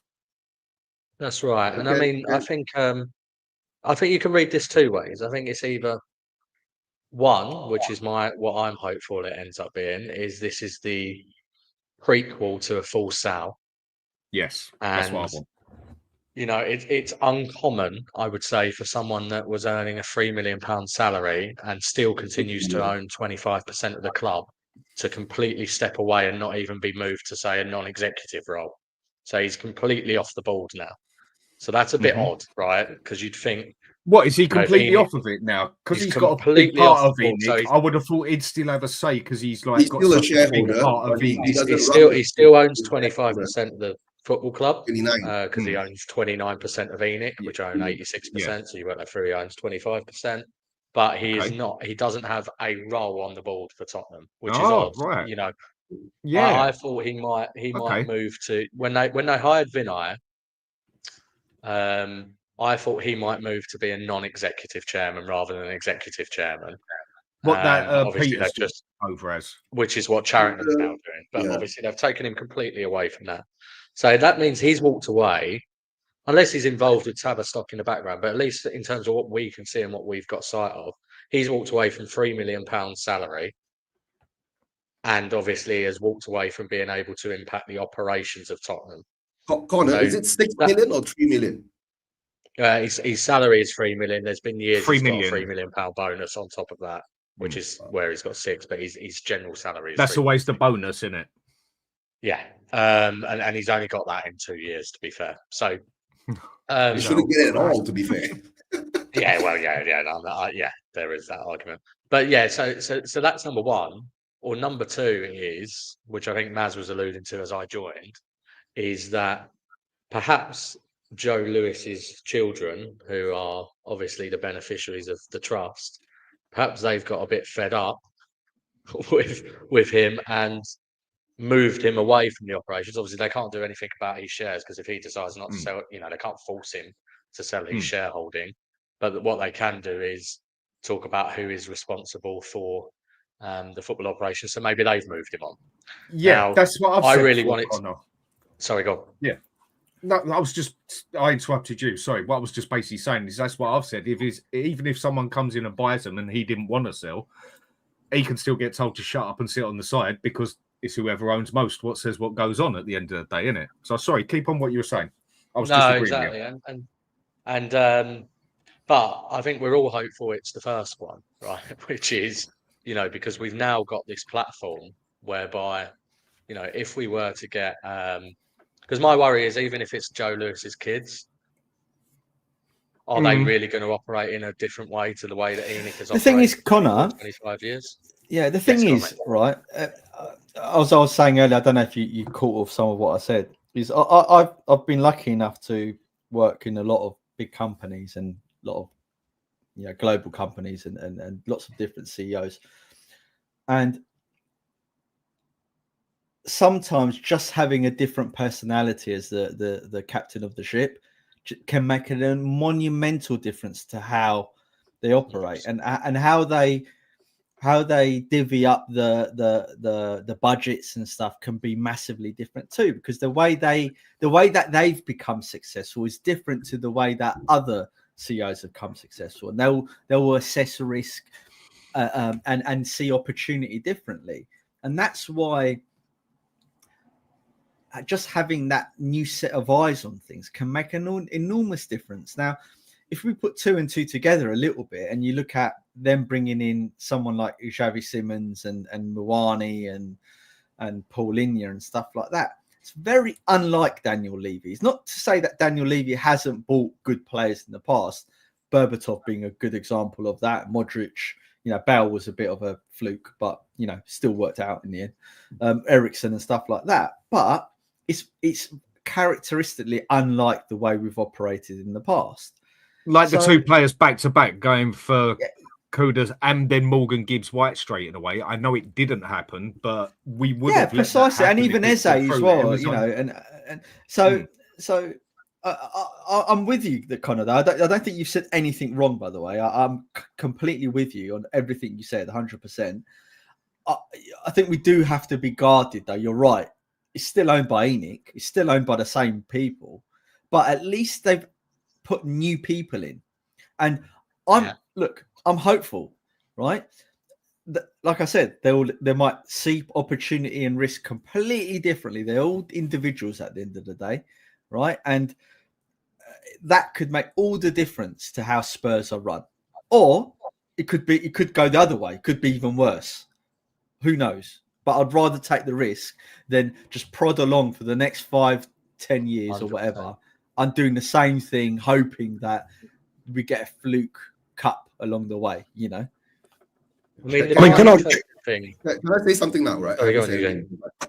All right. I'm going to say this now. At this moment in time, I'm going to savor this, right? Maz, we've been doing this for 4.5 years, right? We've been shouting this, banging this drum, right? While people were laughing at us, remember? While they're looking at us like idiots and all that, right? But now it's become a reality. I'm going to sit down here and savor this at the moment because, number one, we've got first of our objectives done is Levy is out. You know what I'm saying? That is the first step. We have to make that first step, getting it out, right? And I see it in this way is that, number one, he's been held accountable. Our financial records have been in the red for the past 4 years. In actual sense, right, we don't have money to spend. So there's been pressure on the Lewis family, pressure on him. The fans are going crazy, right? Number two, remember, we started doing this during COVID 2021, guys, 2021. And when we started our first game back at home at Aston Villa, he came out with this statement, Maz, remember, our DNA, right? And we've misspent £250 million on players. If you were a CEO or a chairman who runs a company and you misspent £200 million, right? What would have happened to you? You've been sacked there and then. But because he's part owner, part shareholder, he thought that he's not touchable. Number one. That's why, he's not. We all know the story that if Lewis doesn't pump in the money, Daniel Levy doesn't have it. He doesn't have 100 million pounds. He doesn't have 500 million pounds to pump in the cash, right? But he's been drawing 3 million pounds nearly for the past 25 years every year, on top of bonuses, which I don't think he deserves, right? And the thing is, yes, he's brought us to a more financial stable stage. We've got a big stadium and all that. Spurs will not crash again like, during the Sugar days, when Sugar had to come in and save us, right? That will not happen because I've been saying this for so long. Mass knows this. We are too big to fall now, right? These you should take out of your head. We are worth billions. Billions don't crumble overnight, right? Especially with property value of the club, right? And it comes down to this. Whoever takes over now, I don't care, right? I only care about now what happens to the football. If the football becomes good, it shows that we have got ambition to do something, which Mash was saying is very correct. This transfer window was a surprise for me because for the past 4.5 years, we've been doing YouTube on transfers and all that, right? It was always last minute and we never got in quality, even though it was in the last minute. But this season somehow, we got in Simmons, we got in Moani, even though on a loan, right? It's still considered quality than the usual buys we do. So maybe at the time they were pressure. Maybe Levy was trying to do the deals with Eze and all that. He prolonged too long, right? And the things fell. The fan base turned on him. And guys, please don't tell me protest doesn't work. It's part of the cog of the machine of bringing something down. It works. It's possible, Eugene. It's possible. Eugene, it's possible. I'm not disputing. So that, are you telling me protest that didn't work at all? I'm saying it's part of the cog of the machinery. It's possible that it was. Then you tell me it's possible it wasn't? Are you telling me? That's what I'm just saying. Nobody knows. It could be. It couldn't be. There's so many things it could be. All together, right? So the thing is that people, right, and of course, whilst the ENIC and the Lewis family saw us winning that trophy and the 200,000 people coming out to support, right? That must have opened their eyes. They might have seen, but right, we've got something here, and the passion for the club. Maybe they felt it, and maybe Daniel Levy doesn't feel it. I mean, because some people don't have that emotion. You know what I'm saying? So maybe they felt it, right? And they think that we can do something else. And plus, yes, there might be new owners coming in. Maybe the Qatari investments talking about last month ago, the stadium naming rights and all that. Maybe everything went to a stop because those people who wanted to pump in the money was looking at Daniel Levy and see what he was doing. Right? So maybe they have came up with a report and said that we ain't going to give you 200 million pounds for the Aramco Saudi stadium because we don't think Dan Levy will bring the brand up anymore. He's brought us to the level of maximum, right? I can tell you, he has brought us up, but that's the maximum he can go, right? I'm going to pump in another 1 billion pounds to buy up or whatever, right, into a football club that doesn't have ambition. Doesn't show that. Well, again, but Eugene, that's where it's all come down to. Like what we say is the thing. It depends. Everybody's speculation takes us next. Yeah, it depends. Whoever, if we even sell up and not just pass it down to the family, we want owners who come in and who actually want to do something on football. And guys, but then on the other side, on the business side, we've got it all there on the plate. And whoever comes in, we want them to be for the football side. But you could come into Spurs and make serious money as well. But we got to get something sorted on that football side. And this Carrington or Charrington guy, right? He's a non-executive chairman. I know. Man, explain to me, what does non-executive mean? He means he's got no power. He's only got advisory. He only can tell and advise. He doesn't have the right to make any decisions. So that means I disagree with that one. The reason he's Eugene. No, Eugene. No. Eugene, hang on a second. No, listen, back me up there. You worked in big companies before, right? When you have a non-executive chairman, right? No, they still have say. No, you have say, but you don't have the power to authorize things. Eugene, he's Lewis. Eugene, hang on a sec. He's basically Lewis's right-hand man. Yes, but in the end of the day, the person signing off things will be Vinay because he's not making the day-to-day decisions, basically. I mean, the way non-exec chairmans generally work is, the CEO continues to make the day-to-day decisions in terms of the way that it's operated, but he's actually the CEO's boss and he can replace the CEO at any point. That's the way it works in any but the answer is that, right? So when it comes down to it, Eugene, hang on a sec. At least now the power is not concentrated at one person, Daniel Levy. You get what I'm saying? Right. but then there's still one person there who's still got the final say in the matter. It's just not Daniel. But that will Levy now. always That's be all it that is. way, Dan. But That will always be exactly. that way. That's the way a right? club works. That's what I was going to say. Well, There's that's always that's how most companies work. There's always a man right at the top, right? That's part of a board that will have the final say on things generally. You know, when it comes to votes and stuff like that. But that's not the way. I don't believe that's the way Tottenham set up. Connor, you're probably going to know a lot more about how the board's set up than I do. I don't take that much interest in it. Look, at the end of the day, there's changes happened at the top, and we can only be delighted at that. I think we've all wanted that. At least now we can point the finger elsewhere. At least we can say, right, it's not him, it's them, or something like that. At least we're not try and find something else to blame. Basically, we got no more media shows to do. So no, if we're going to sell up, we might have to be Carrington out soon. Dan, can I just jump in quick because I've only just got some semblance of. I've not been able to get my words out because this has been so huge for me. It's something we've all waited for so long. My brain is all over the place.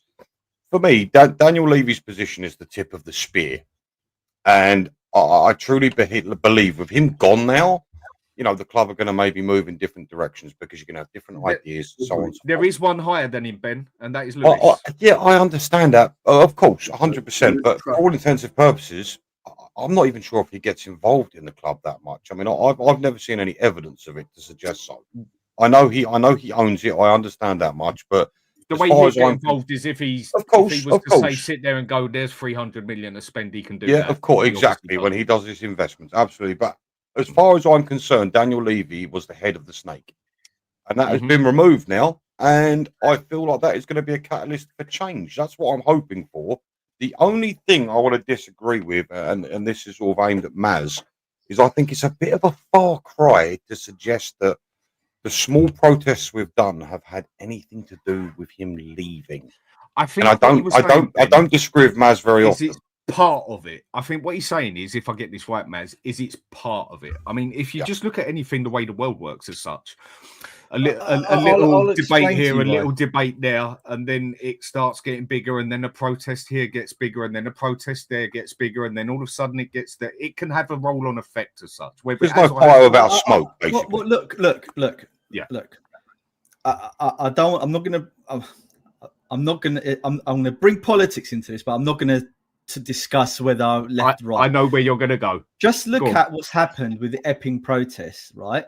How many people do you think turned up there? A couple of 100, 300 at most. That is basically what I was getting at, Maz, when I said it. Right. And look at one, how many eyes have seen those protests, not only in the UK but around the world, and the ramifications that has had in the country from such a small protest. Now, if you look from a company perspective, when you have fans, your customers inside the stadium where you're effectively selling entertainment, right, food and drink, and people are singing things that are antithetical to the club, that has an effect. Because why do we think that customer surveys and reviews and things of that nature have such big ramifications for companies? You know, it might only be a dozen people leaving bad reviews, right?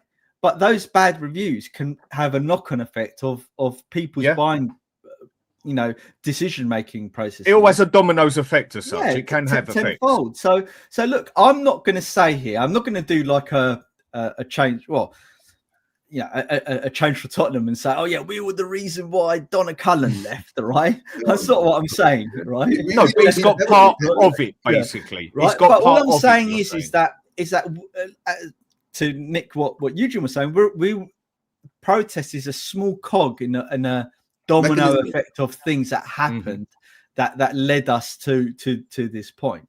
Otherwise, if everything was good, then Connor's right. He would have been moved into a cushy position, or he would have been, you know, made, I don't know, honorary president. Yeah, honorary whatever position they would make up. Maz, are you suggesting he was removed rather than stepped down? He was forced No, out. no, I don't think he's been removed. The conversation would have been, look, right, Daniel, we need a change of direction, right? They probably had. They're not stupid people, you know. They probably had all sorts of conversations about the current projects, what's worked, what hasn't worked. You know, the perception of the club. You know, all of the discussion of all the negative press Tottenham has had as an organisation over the last 4 or 5 years. The protests would have been a discussion point, and he may have said, Daniel Levy may have said, you know what, Joe, you know what, mate, I've done the best I can. You know, I'm really proud of what I've done, but I'm not sure I've got another 5 years in me to carry on doing this. Maybe Daniel made that decision. We just maybe don't know, do we? Yeah, we just don't know. We just don't know. And don't forget, right? Recently, there was a post on Twitter. Somebody made some bad jokes, right? And that would have put a seed in there. And he's afraid some crazy MF might go out there and do something crazy like that. So that's why he said he has to step down too. So everything has got a part to play in this, psychologically, social media, right? And of course, the performance of the team and all that. We know that. But the only thing now is that, like I've been saying, we have to look forward to see, right, what is the next steps coming in, right? If this next January transfer window, right, shows us, then we know we're moving in the right direction. If this January transfer window doesn't, oh dear. Well, I mean, the next thing it's going to come down to basically is are we going to sell the club or is it going to move on? Basically, for me, I think this is the start. Well, it started a while ago when we might not have seen it, but I think this is the big kick in now to what's going to happen over the next 12 months, 2 years, sort of, where you are going to see us go back to sold, basically. That's what I think anyway. And then I know there's going to be a lot of discussions of who would you want in there? What sort of person would you want in there? What sort of owner? People already leaving comments on there saying, like, I wouldn't want no one from Qatar on there or whatever else. Look, I'm just going to say how it is straight. I'll come to you kind of straight after. I couldn't give a toss who takes over at Spurs. I don't care if the money's blood money. I don't care if it's fucking oil money. I don't care whether they got it from Colombia. As long as it gets spent on the football, on the bloody players, that is all I actually care about. That's my opinion. Connor? Yeah, I mean, look, I think the same people that say they don't want Qatar because of, you know, the issues out in Qatar, probably the same people who shop in Sainsbury's, not knowing that Qatar own 25% or whatever it is of Sainsbury's, right? So this Middle Eastern money is in every element of your life, whether you like it or not, because that's just the reality of life. It's true. You know, or they love McLaren and don't realise that it's owned by the Saudis or something like that. Exactly. You know, so to me, look, I couldn't care less. I just want, you know, I want what's going to give my football team the highest chance of success, because the best day of my footballing supporting life was watching us winning Bilbao out in Bilbao, right? And I want more of that. So I couldn't care less, right, where the money comes from. I mean, look, on just back to the topic very quickly in terms of, is this the preamble to a sale? There's a couple of things I think that might allude that it is, rather than just ENIC taking more interest and stepping Levy down. I think the first thing we have to remember that Levy has done an outstanding job for ENIC, regardless of whether we think he hasn't done the right job on the football pitch and has wasted money. All football clubs waste money on player transfers. Look at the money that's been wasted at Man United, right? So I don't think they'd care that much about that, if I'm honest, because I think what they've seen is their £90 million investment has become £3.5 billion. And they've had to put in hardly any of their own money. So they would be very, very happy with the job that Levy's done for them. I think there's also the point that you've got to remember how intrinsically linked these two families are. Daniel Levy's son is the co-CEO of Tavistock, right? So, you know, these two families are so intrinsically linked that I just can't see a situation whereby he gets moved on without that non-exec role. That's what's baffling. Why he hasn't been given, you know, this little cushy job on the board. Maybe later we'll find out, right? Lewis is going to move him into the property side, right, to develop the land and the property, the hotels. Yeah, to tell you the truth, maybe he's been taken off. That's still all under Tottenham Hotspur Group at the moment. But he'll still, because he will never run away from. So let me just finish the point. Let me just finish the point. Then and then you his point. There's a couple of other things, right? Rumours that ENIC were going to put in more money at the start of the summer. Everyone will have seen that on Twitter. It was, you know, there was rumours that we're getting a Saudi sponsorship of the stadium, but also ENIC were going to put in more of their own money. Yesterday, or sorry, earlier this week's gone quick, 1st of September on Company's House, on Tottenham's football club subsidiary, we entered into another loan facility, right? Yeah. Most people won't have seen it. With Macquarie Bank, where we have entered into this new facility, which was probably to manage short-term cash. Now, if ENIC were going to put in more money, why would they have needed to enter into that facility? Perhaps they've entered into that facility because they want to manage something short-term until they get this new buyer in who are going to put in more money. So there's all these little things. Peter Charrington's another thing, right? So Peter Charrington got on the board in March. I know him, funnily enough, through my professional career. I've had some dealings with him. He's a top chap, actually. Okay. He's a real British gentleman, right? You know, he's very different to Levy. Got a lot of personality. He's a top bloke. It's going to... Oh, I've got children running in. It's like BBC News. 1 second, I want to call. They're like, Daniel Levy's gone. Thank you for my picture. There we go. Look, there we go. The distraction. Hello. This is what happens when you're live, right? Yeah, so, that's not a problem, mate. I think with Charrington, I think, and the club were open about the fact that they were seeking investment as well. They announced it with their own accounts, right, the year before last. So this is what's making me more hopeful that it's going to go the way we all hope, and it's going to be a full sale. But I don't think we're not going to see that for a few months yet, or even longer. So it's going to be interesting. Yeah, Connor, I think that the sale, right, it's not going to be in a few months. It may take up to 6 months to a year for all these big deals to happen. We know that, right? It's not simple. The thing is that who is going to buy whose share? It might have already been going on, Eugene. This might have been going on for 5 some minute time job. now. It might. We just don't know where it's going to go. And another reality is that ENIC and the Levy and the Lewis family, they want their return of investment. You know, there's no point having an investment for like 50 years and not selling it to get money at some point. They want to cash out at some point. Otherwise, that's the game they're in, right? And for them, that the reason why they probably stayed as long as they have is because they needed to get that stadium done, right? Because that's where the money is. It is where the money is at this place, right? That's why I said that elevates us. Yeah, and you know they always probably thought, that's on the cards when they've been speaking to like central government and the local government and all that, you know, rejuvenation of Tottenham and all of that stuff. So that's probably why they've stuck around for so long, because they realise that, look, we're going to 4x the potential money that we're going to make from this, or you know, whatever the multiplier is from 90 to 4 billion or whatever. No, the sale and Connor's right. It may not even be what we think it is. You know, it's true. It may be something completely different. But all we can do as fans is try and join the dots and say, right, what is the probable outcome of everything? But it's what you do with anything, isn't it, Maz? You try and put it together to work it out, don't you? The hill that I will die on, right, is that I'm pretty sure that all of the protesting and the online media, whether it's new media like YouTube or old media like TalkSport and Sky and everything, I'm sure that has an effect, and that may have caused them to say, you know what, let's think about cashing out at some point. We've done what we wanted to achieve. We've got the stadium. You know, we're worth 3-4 billion now, whatever they think they're worth, right? Let's start, as Connor said, let's start looking for investors to buy us out. Let's cash in. We need to see our return on investment. We've been doing this for 25 years, you know. So it's just so good. It's just it's like waking up and realizing that you've got a new missus and she's much better looking type thing.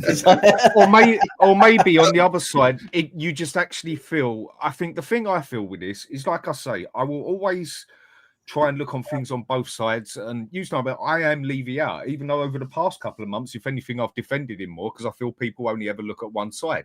And the base he has built for this place, you can't take it away from him. Well done. He got that bit right. But the football side, he just never got it right.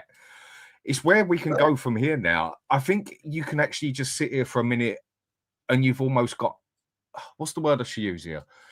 You've almost got that solid word of hope again. You feel Relief? like you've got. You feel like no, not relief. You feel like you've got a chance again. Hope, Do you see where I'm coming 100%. from? Do you see what I'm? The thing Connor, is that, try and right? say what I'm saying. I think you get the point I'm trying to get at you. Oh yeah, I mean, I feel like we were living in this, night. I think Maz said it earlier. Like we were fine, right? But that's all we ever were, was fine. It's like coasting along for 25 years with and who knows what the next ownership might look like. I think there's, I had this debate with Sean the other week on his stream, where I said that if we got the right type of owners, i.e., those that have this unfettering ambition to win, and that's all they're interested in, that we'd win the league within 5 years. And I agree. still have that view. We have that chance that view because we don't have the financial restrictions don't apply to us like they do to a Newcastle or Aston Villa. So we're in that ideal situation where we can literally explode if we have the right owners. And just having that, our ambition has never been to win under this ownership. It's been to finish Champions League at best, and it's been to grow the size of the club and do it sustainably. When you have that mindset change of you go, all we're interested in is winning. PSG had this, right? We want to win everything. We want to win the biggest trophies. We don't care, and that's all we want to achieve. And then you suddenly realise, obviously it's not going to happen straight away, but over time, players buy into that. If players know that you're going to have 250, 300 million pound windows back to back, suddenly they're interested. It doesn't take long to get that rolling when you show you've got it. And I've said this. I think I've said this on the show with you before when I've sat there and said, we are a sleeping giant in our own way. We are one 100%. Of what? Maybe 4 or 5 clubs on this entire planet that can actually sustain itself with say finishing 10th in the league for 5 years straight, winning nothing and selling no one. There aren't many clubs that can do that. Chelsea can't even do that. That is why they always had to win, or they've always been so good at selling their youth. Other teams can't do it like we do. We bring in the money without even finishing high in the league or also having to sell players. We are one of very few clubs on this planet that can actually sustain ourselves as such. The other thing is of it, look where we are. We are in London. What basically runs the UK and England, London. That is where the money is. Take London out and England falls to pieces. The further up north you go, the less money there is as such. That is why Fulham can charge ticket prices higher than Man U, Man City and bloody Newcastle and everyone else and Liverpool and that. It's all there for the taking now. We just need that owner, someone to come in who is willing to spend that money. You go and see someone come in of the same attitude of like Man City's lot, of Paris Saint-Germain's lot. And if I remember right, from last thing I checked up, it was about a good 6-7 months ago I see it. We're still in the top rated clubs in the world that could go and spend a hell of a lot of money and we wouldn't even get looked at for it like other clubs would as such. We have that huge capability. Huge. What's that? Yeah. Yeah, huge amounts. I mean, from a PSR perspective in the Premier League, we could spend, because of the way it then translates through to, depends on the exact mix, but 400 million. Before we even get looked at, like between 200 and 400 million, quite easily, something. Yeah. The thing is that you even get looked at, actually put in the cash to actually do that, because if you don't, because our own club doesn't have that point. Because also remember, the club doesn't have the money because we are in the red financially in the accounts, right? But then if your owners are willing to pump in that money to go and buy the players, then it's a different thing. And the thing is, at the moment, is what we're saying.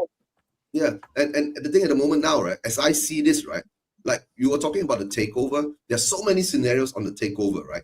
Or for all you know, right, maybe Lewis needed some cash and he needs to do something about it, right? And that's part of that scenario. Somebody needs to buy a certain percentage of his shares and all that, or do you not know? Or maybe, like you said, Daniel Levy's gotten tired of all the hate thrown at him and all that, and with the recent social media exposure that he's getting, right? It's looking that maybe he's stepping back and he's looking to cash out himself, because like we've said before, right? He's only rich on paper. He's not rich in the cash, right? But you're not talking about. He's rich on shares, basically, like Spurs. We were a massive club on shares, but not necessarily in cash, is what you're saying. Yeah. Okay. Fellas, I've got a question to throw out there to you. So look, obviously we know Daniel Levy is mostly responsible for putting us in a position that I feel we are a step away from being a truly, truly big club. We have all the foundations, all the footwork has been laid out. You know, it's been done. We are ready to take the next step. Here's my question. Given the fact that we are, you know, it's been estimated roughly 4 billion to buy Tottenham Hotspur, so that is going to take obviously a large chunk of the market away. Do you guys feel that we're an easy club to sell? Yeah, I think we are. For the money, they'd sell Tottenham tomorrow. They'd sell Tottenham tomorrow if they wanted. With the income. With the income that comes with it, yeah. I mean, look how easy it was to sell Chelsea, basically. And Chelsea isn't a club you buy for. Chelsea is not a club that you buy for income, yeah. Chelsea was a. Hang on a sec, Eugene. Chelsea was not the club that they bought because they wanted to necessarily make a shitload of money off of it as such. Spurs is a club you can buy, make a mint load of money off it, make it even bigger if you're willing to make it big on the football side, and then make a hell of a lot of money out of it. That is what I've been saying for ages. Our foundation is just there for the taking. Whoever comes in on us, if someone bought us, it's all ifs, buts, and maybes, they're going to have some serious money to put down. So they're going to be some very, very big people, or maybe two big people come in and do it. And if they want to make the excess money back on it, they're going to have to make us bigger on the football side as well. Yeah, that's why. Okay, I'm going to say this, right? Ben, you were asking, right? Is it very difficult for us to be sold? Yes, because it's a £4 billion deal, right? I disagree. Nobody is going to come in with 4 billion. Wait, right? Remember when they were looking for investments 1.5 years, 2 years ago, right? To come into this club, I was saying this, right? Who the hell is going to put in £500 million as investing with Spurs, right? And not allowed to take out dividends? No billionaire is going to do that. You get what I'm saying? If you come in with the money, you will want to have your profits, right? Why should I give you £500 million, right? Well, I can put it in the bank, even earn 2% per annum, right? It's still money in the pocket. So nobody's going to come in the money. So now I think this is a mechanism that has triggered something that, yes, somebody's going to come in to buy, whether it's 4 billion or maybe it's going to be in tranche. You're not going to buy 4 billion overnight. Maybe he'll come in 500 million, slowly take over.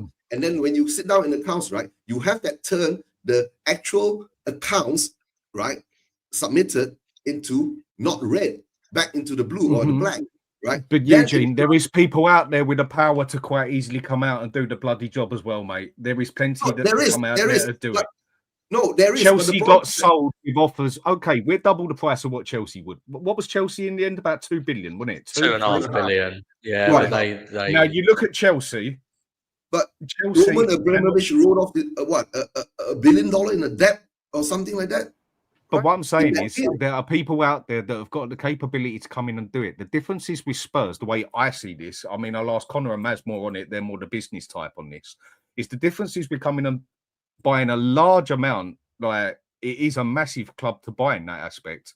But the income in the long run off of it, if they get the football side of it, will definitely bring money back for sure. It is the baseline revenue is there, basically. Yes. Whereas at Chelsea, it's a very different thing. And do that projection.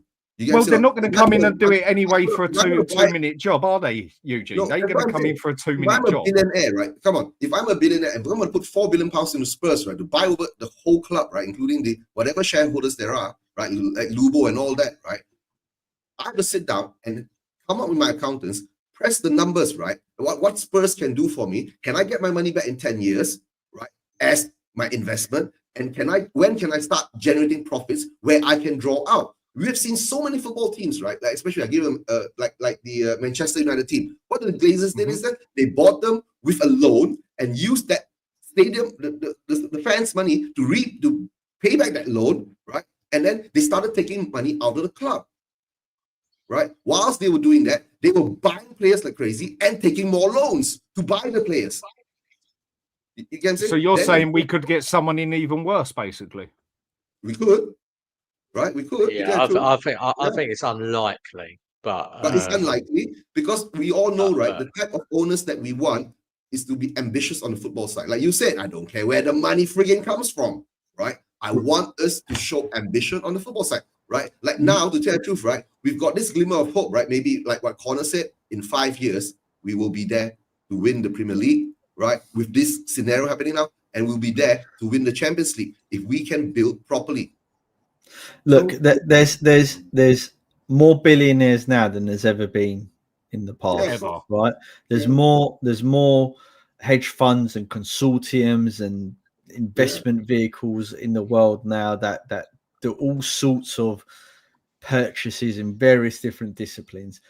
Tottenham Hotspur is a very easy club to sell over and above most other clubs on the planet, because we're in London, which is a big thing worldwide, right? We have got worldwide recognition as a brand, as a name and history behind it. And there's far more ambitious individuals and consortiums that will look at Spurs and think, you know what? Yeah, they've done great. Yeah, you know, it's fantastic, but we can make this much better. We can generate much better revenues and stuff with whatever ideas that they have. I'm not going to speculate on what they could be, but Eugene, look,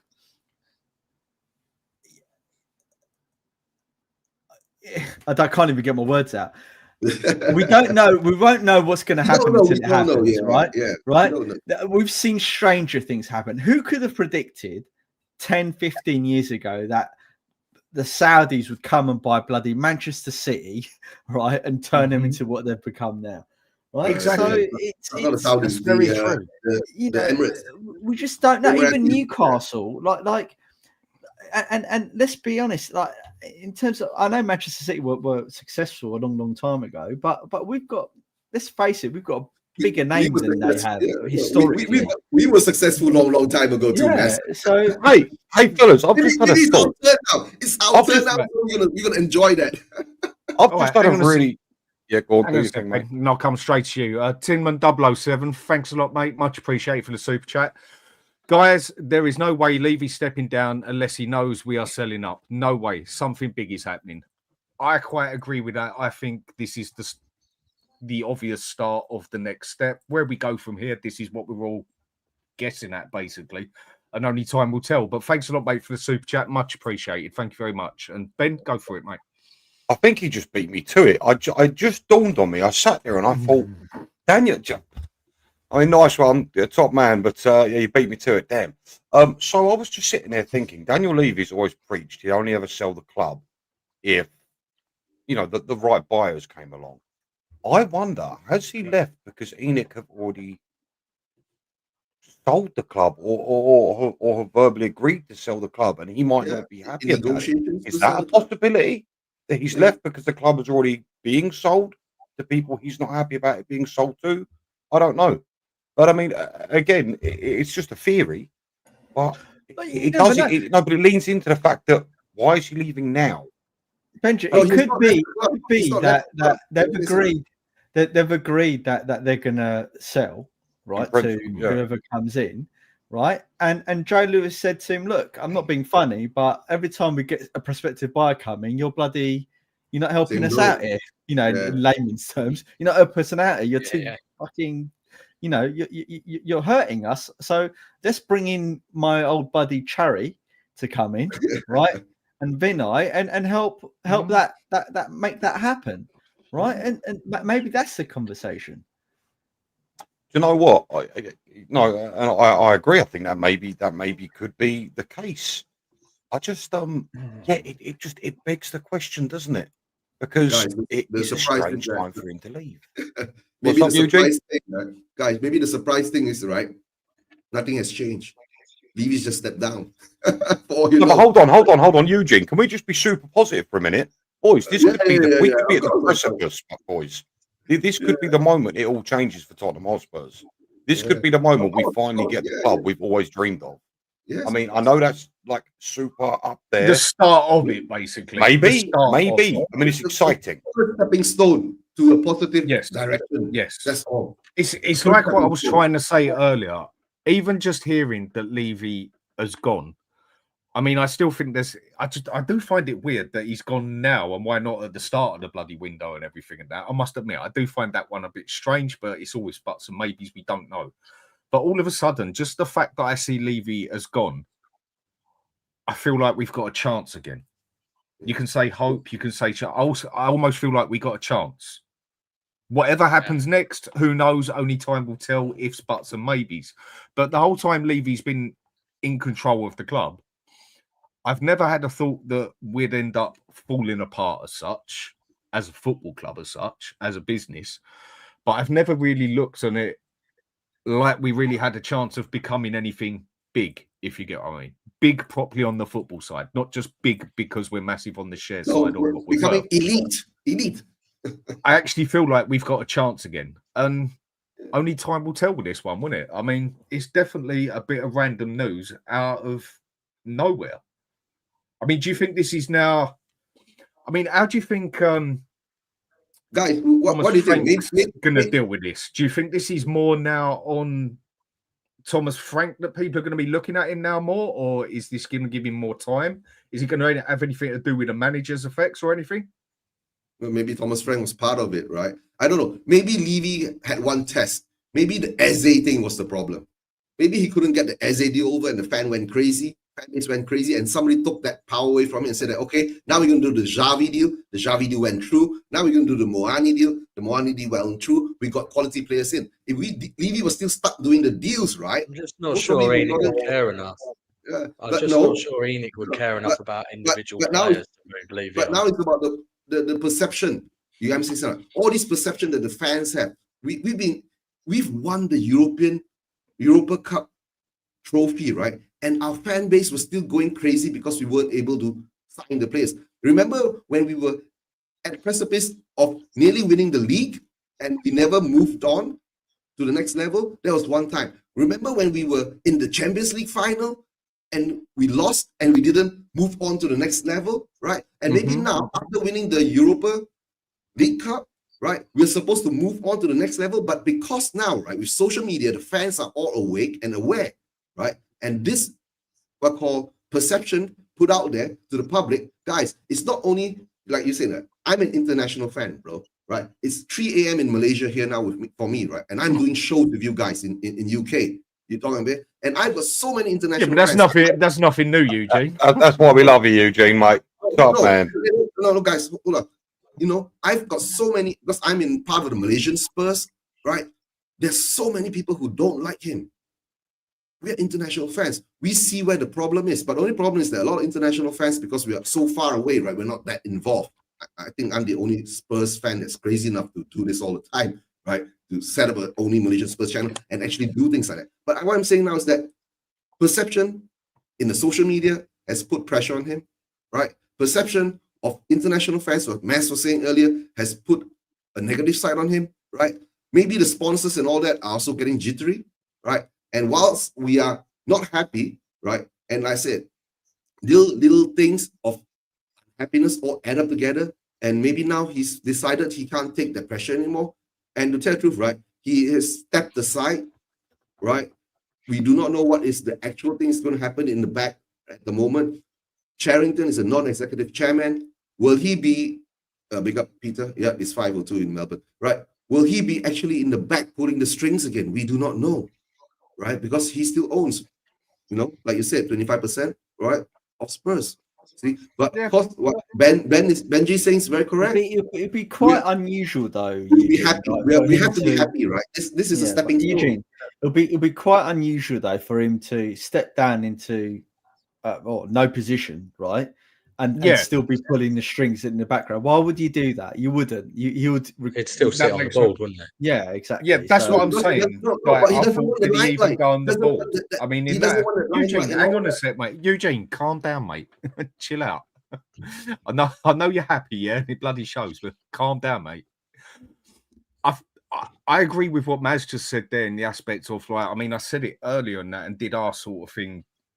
Like, has he still got something to do with it? Because he is still owner of ENIC and part of Spurs, whatever, and that. But from what you said, Connor, and what others have said, what I've read and also read on here, he's like totally, completely stepped out of it, basically.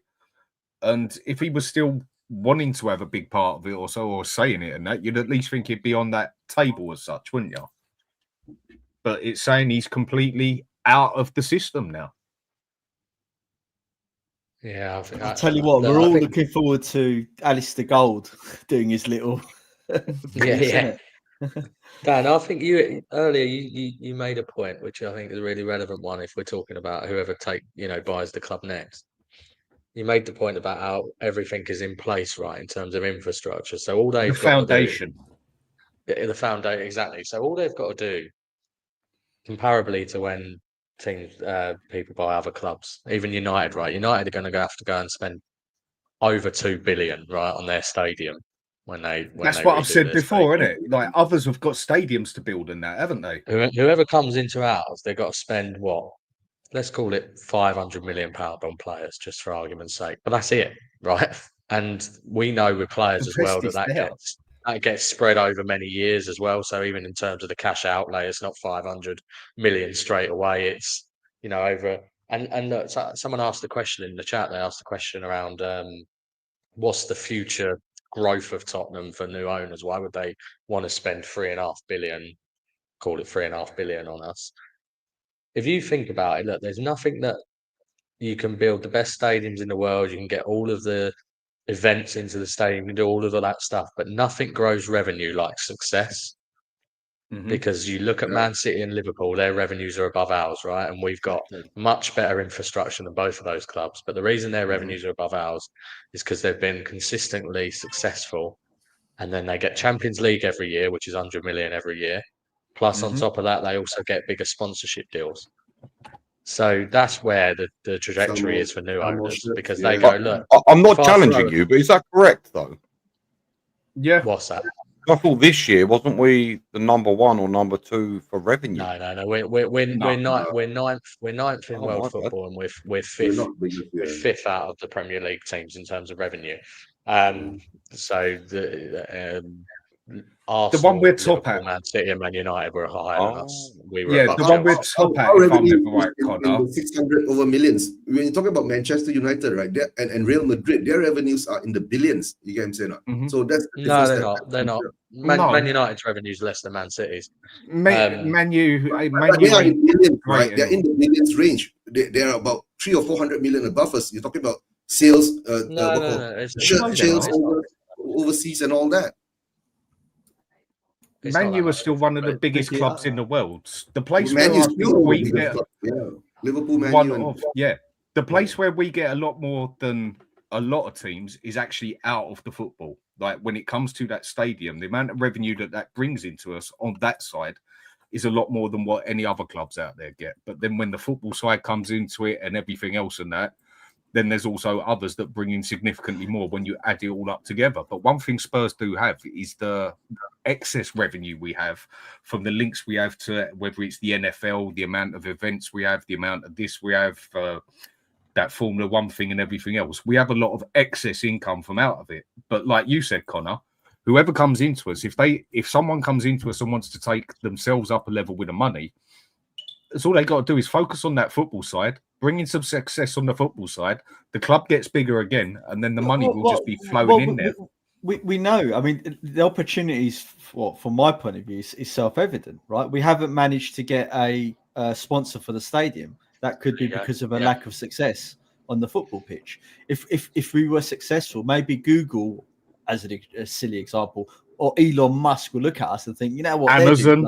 They're doing well. Let's call it the SpaceX Stadium or whatever they're going to call it. And I'll fire a rocket from the I'll fire a rocket from the I don't know, the Skywalk or whatever he's going to. You know what I mean? They may look at our worldwide fan base. I don't know. Let's say we've got 30 million fans worldwide. They might come in and say, you know what, we can grow that by 10-15%. Right, and that will translate to X amount of revenue, and that might bridge the gap between us and Man United and Real Madrid or whatever in terms of revenue. You know, like there's so many aspects to growing revenue in a club like Tottenham Hotspur. That's where Daniel Levy deserves credit. He's managed to build a multi-purpose stadium and infrastructure, right? That gives us avenues to grow the business and attract new customer bases for various different things. And where I absolutely agree with Connor is success breeds success, and that will translate to more revenue, right? And bigger sponsors, and the potential is massive. potential is massive. I mean, let's look at it this way. We've got, apart from, let's say, Xavi Simons now, right? We've got no real superstar players in Spurs. New owners might think, you know what, let's make 3 or 4 superstar players and our shirt sales will go through the roof and we'll win cups and we'll qualify for the Champions League every year. That may translate to another 100 million turnover, and that may make us turn a profit better. Let's look at the academy. Our academy doesn't make anywhere near the amount of money it should in terms of return on investment. It doesn't make any money, does it? Yeah. Does it actually Boys, do we money? think when you're coming into a club and spending the sort of money that we're talking about here, which is roughly around 4 billion, are we all expecting money to be spent straight away when they come in, or do you think it's going to be an overtime? Benji, it's unlikely to be one individual that does it. It will be a consortium of people with a long-term view of the next 5, 10, 15 years, right? And if that is the case, then yeah, they will come in and spend the money. They don't think short term like that. What I mean is they're thinking medium, long term. They're not thinking of short term. You know, they'll make the investment and they'll do what needs to be done. No, Bess, you know what they do? They'll take a loan and put in the money. well, Connor, you're probably going to be able to explain this much better than me because I don't know as much about it. But if you look at Chelsea and the Bowley and the groups of their consortium, they came in that not only did they buy the club, they've spent a 1.5 billion. Was that not a special case, 3 or 4 though, years? Sorry? Yeah. Was that not a special case, though, Maz? Was there not some sort of clause from Roman Abramovich that allowed that?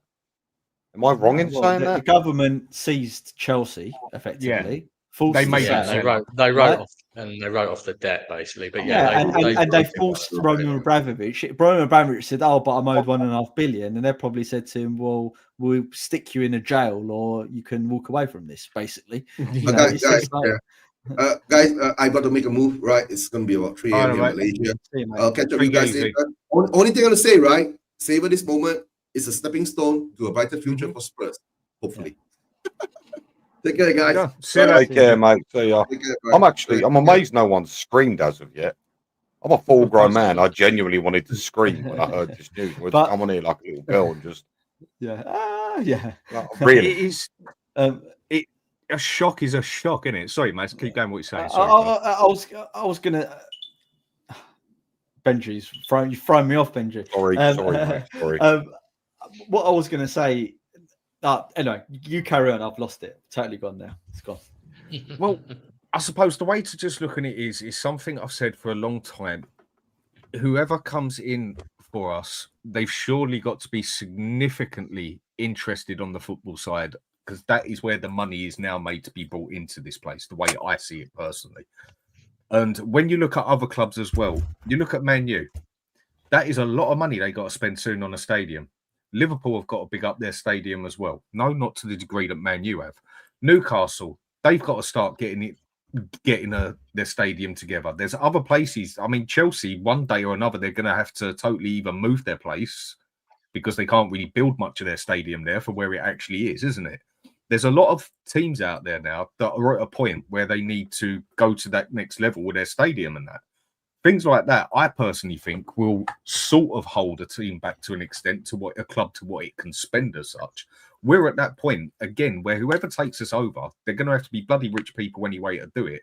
So I doubt they're going to be able to do it, or the group that does it is going to be able to do it, and they've only got a tenner left in their back pocket. Because then that would make no sense on the business side to me. Whoever's going to come in and do this, or whatever group does, if it even happens, is going to have a lot of money to be spent. And I personally think is going to be willing to go on that football side, because that's where all the money is to be made now, basically, like you said, Connor, to bring the success up. Because everything else, Levy, he's built it to a T, and there's no debate in that one. I mean, we're even still waiting for, if someone comes in or whatever else, we're talking about still getting hotels behind us, for God's sake, isn't it? Yeah, I think it's really interesting times this next 6 to 12 months, isn't it? I think I think someone made the point that this window as well is obviously the one if it is going to be a sell. This window is the one I think you made a point about Frank, right? In terms of would people have bigger expectations or whatever?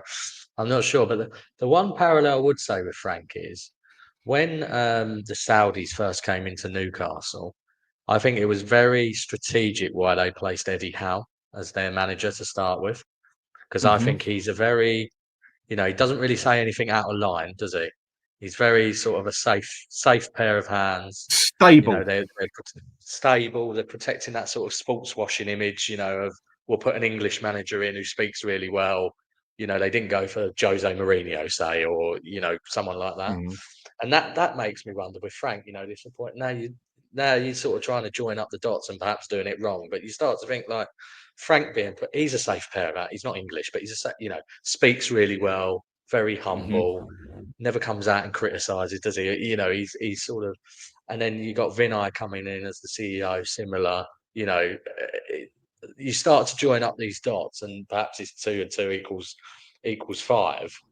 But it feels like all of the type of steps that clubs make around the time of a sale, and then when you add that to the fact that the club themselves obviously said, they're putting more professional.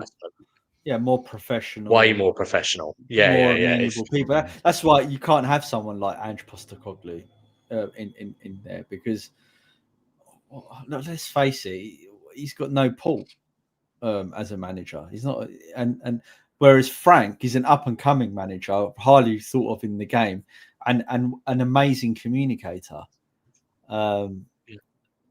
With bags of potential, and it's perfect for Spurs, especially if there's going to be a transition from one ownership to another. A safe pair of hands in that respect, Conor. So I think you're right.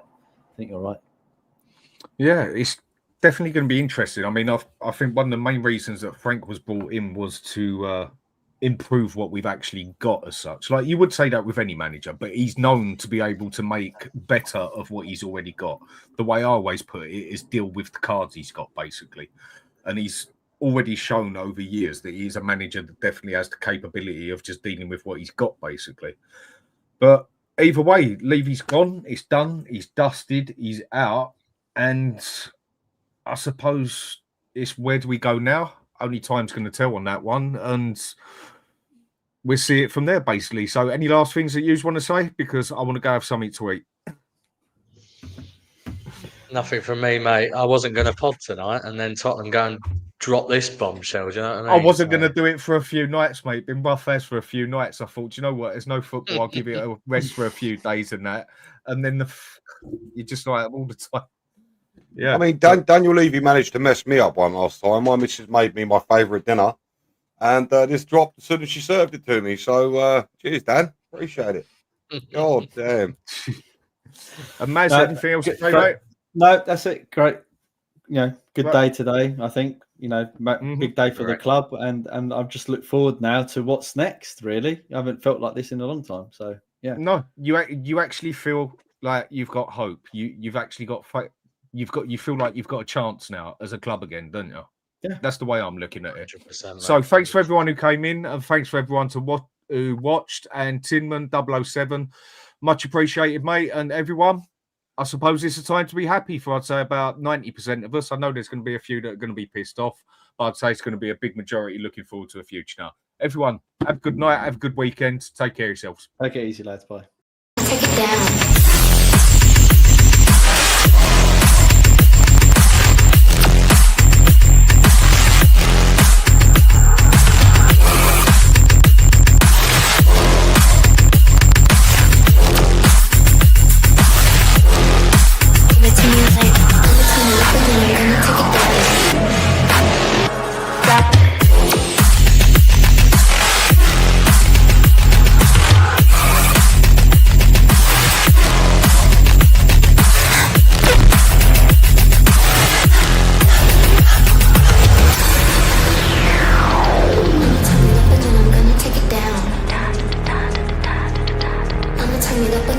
Take it down.